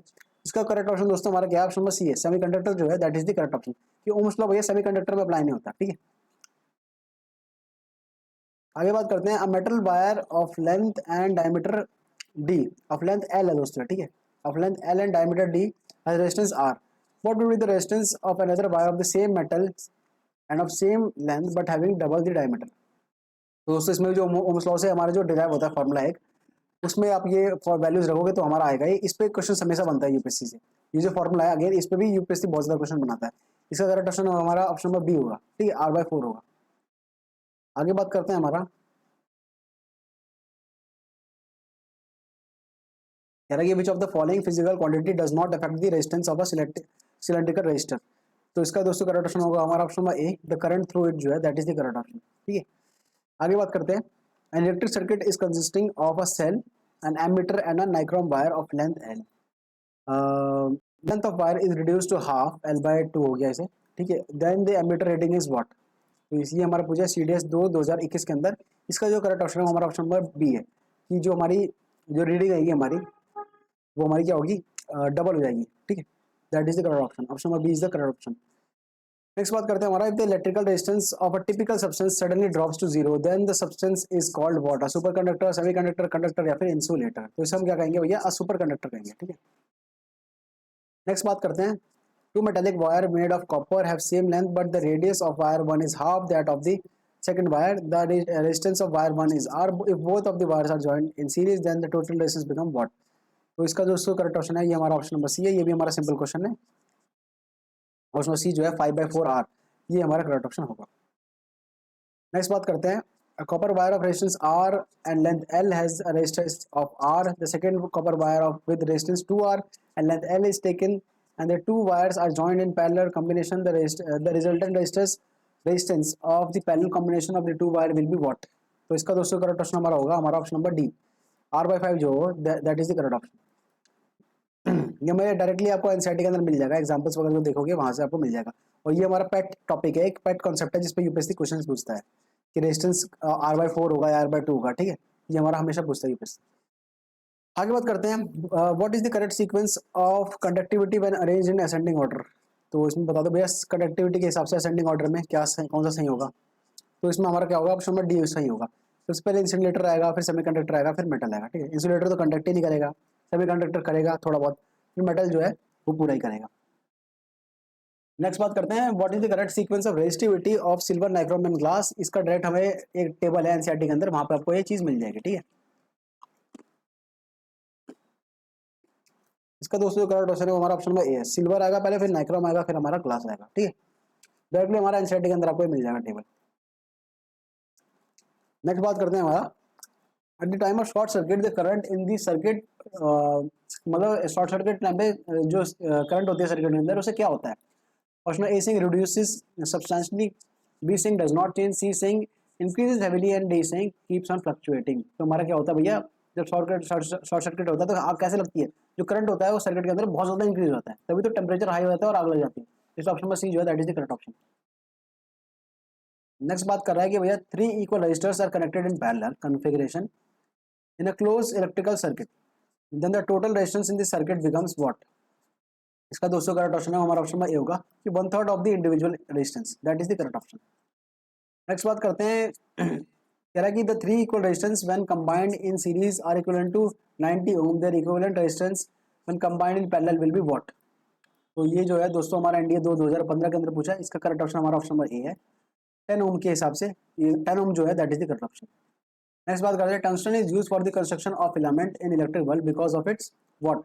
Option A saying high specific resistance, B saying low specific resistance, C saying high light emitting power and D saying high melting point. तो भैया high melting point जो होता है इसकी वजह से हम टंगस्टन को यूज करते हैं, ऑप्शन डी जो है दैट इज करेक्ट ऑप्शन।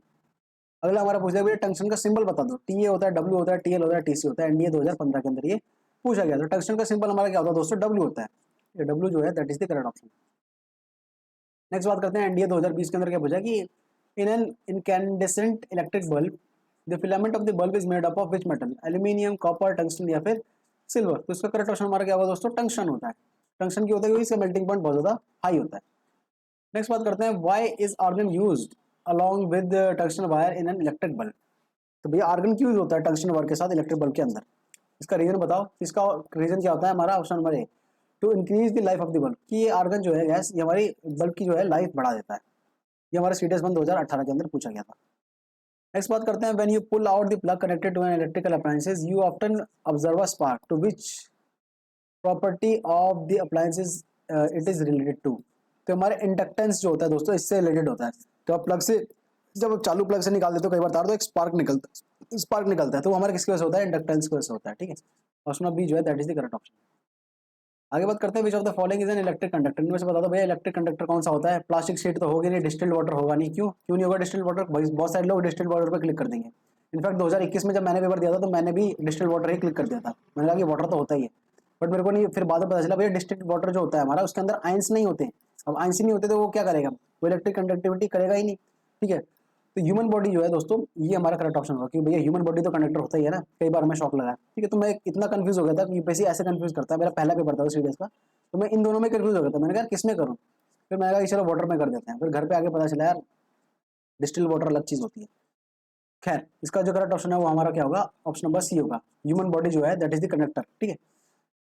आगे बात करते हैं, who among the following is a Pioneer in discovering the heating effect of electric current. तो भैया heating effect of electric current किसने दिया था भैया, जेम्स पी जूल जो है, जूल साहब ने दिया था। ऑप्शन सी जो है that is the correct option. दोस्तों इसी के साथ हमारी जो इलेक्ट्रिसिटी है इसके भी सारे प्रीवियस क्वेश्चंस खत्म हो गए हैं। बहुत ज्यादा प्रीवियस क्वेश्चंस इस चैप्टर से यूपीएससी ने नहीं पूछे हैं, कुछ पूछे हैं, मतलब 40-50 तो पूछे ही है फिर भी, ठीक है। और ज्यादातर हमारे न्यूमेरिकल बेस्ड थे और जो फॉर्मूला बेस्ड थे, ठीक है। अब हम बात करते हैं magnetic effect of electric current, जो आखिरी चैप्टर है हमारा, इसके बाद हमारी जो है ये एनसीईआरटी है पूरी 9th और 10th की कंप्लीट हो जाएगी।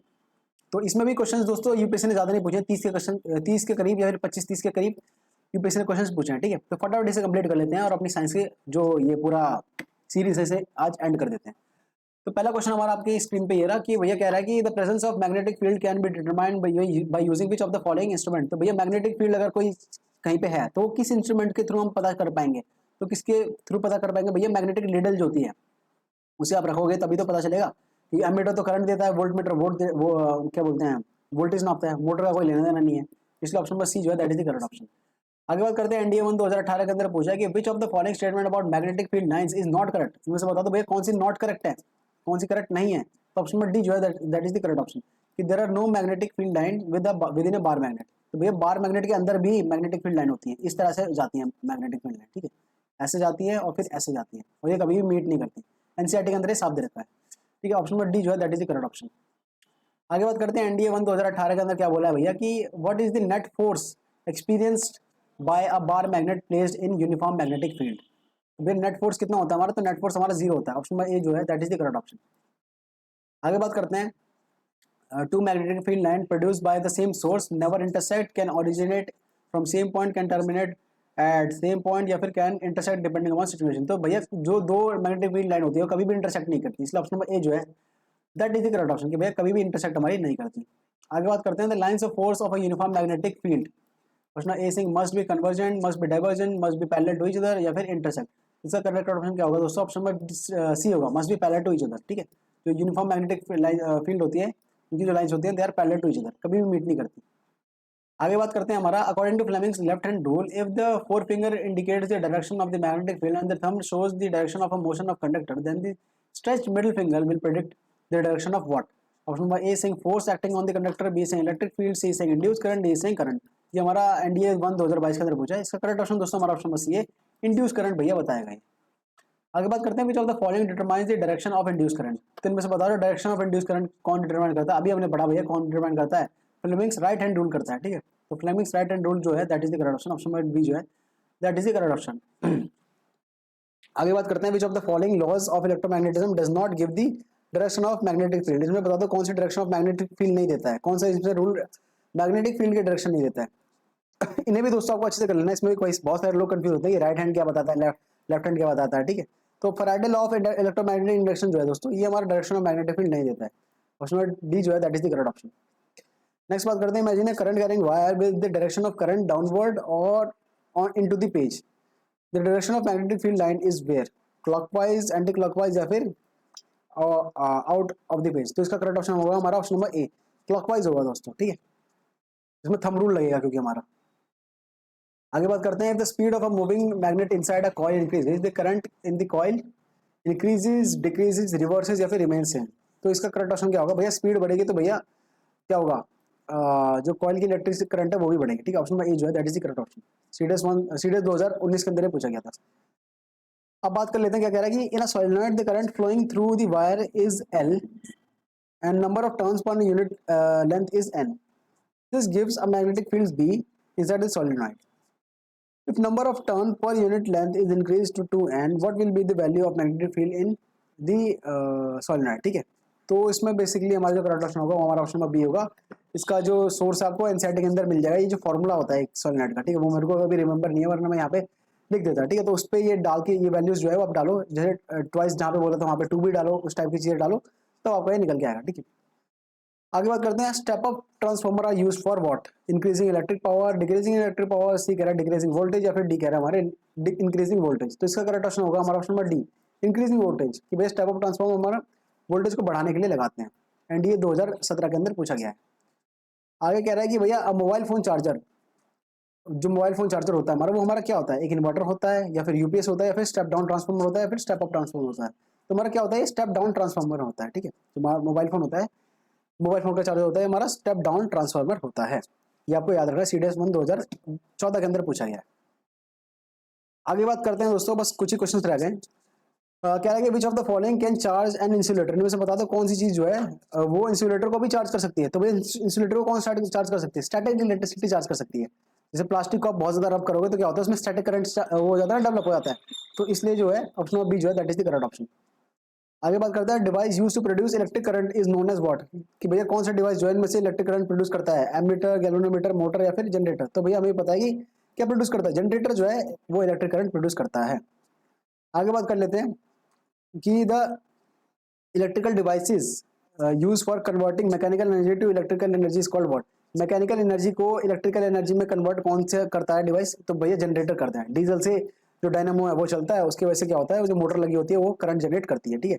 इसलिए ऑप्शन नंबर डी जो है that is the correct option, generator.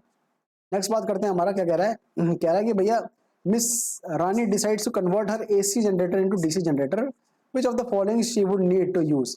Option number A saying a split ring type commutator, B saying slip rings and brushes, C saying a strong magnetic field and D saying a rectangular wire loop. इसका दोस्तों correct option होगा हमारा option number ए, ठीक है, split ring type commutator. ये हमारा NDA 2023 के अंदर अभी ये पूछा गया, ठीक है दोस्तों। इसी के साथ हमारे सारे प्रीवियस ईयर क्वेश्चंस कंप्लीट हो गए हैं, और ये पूरी की पूरी जो हमारी प्रीवियस ईयर क्वेश्चन की सीरीज थी वो इसी वीडियो के साथ हम खत्म करते हैं।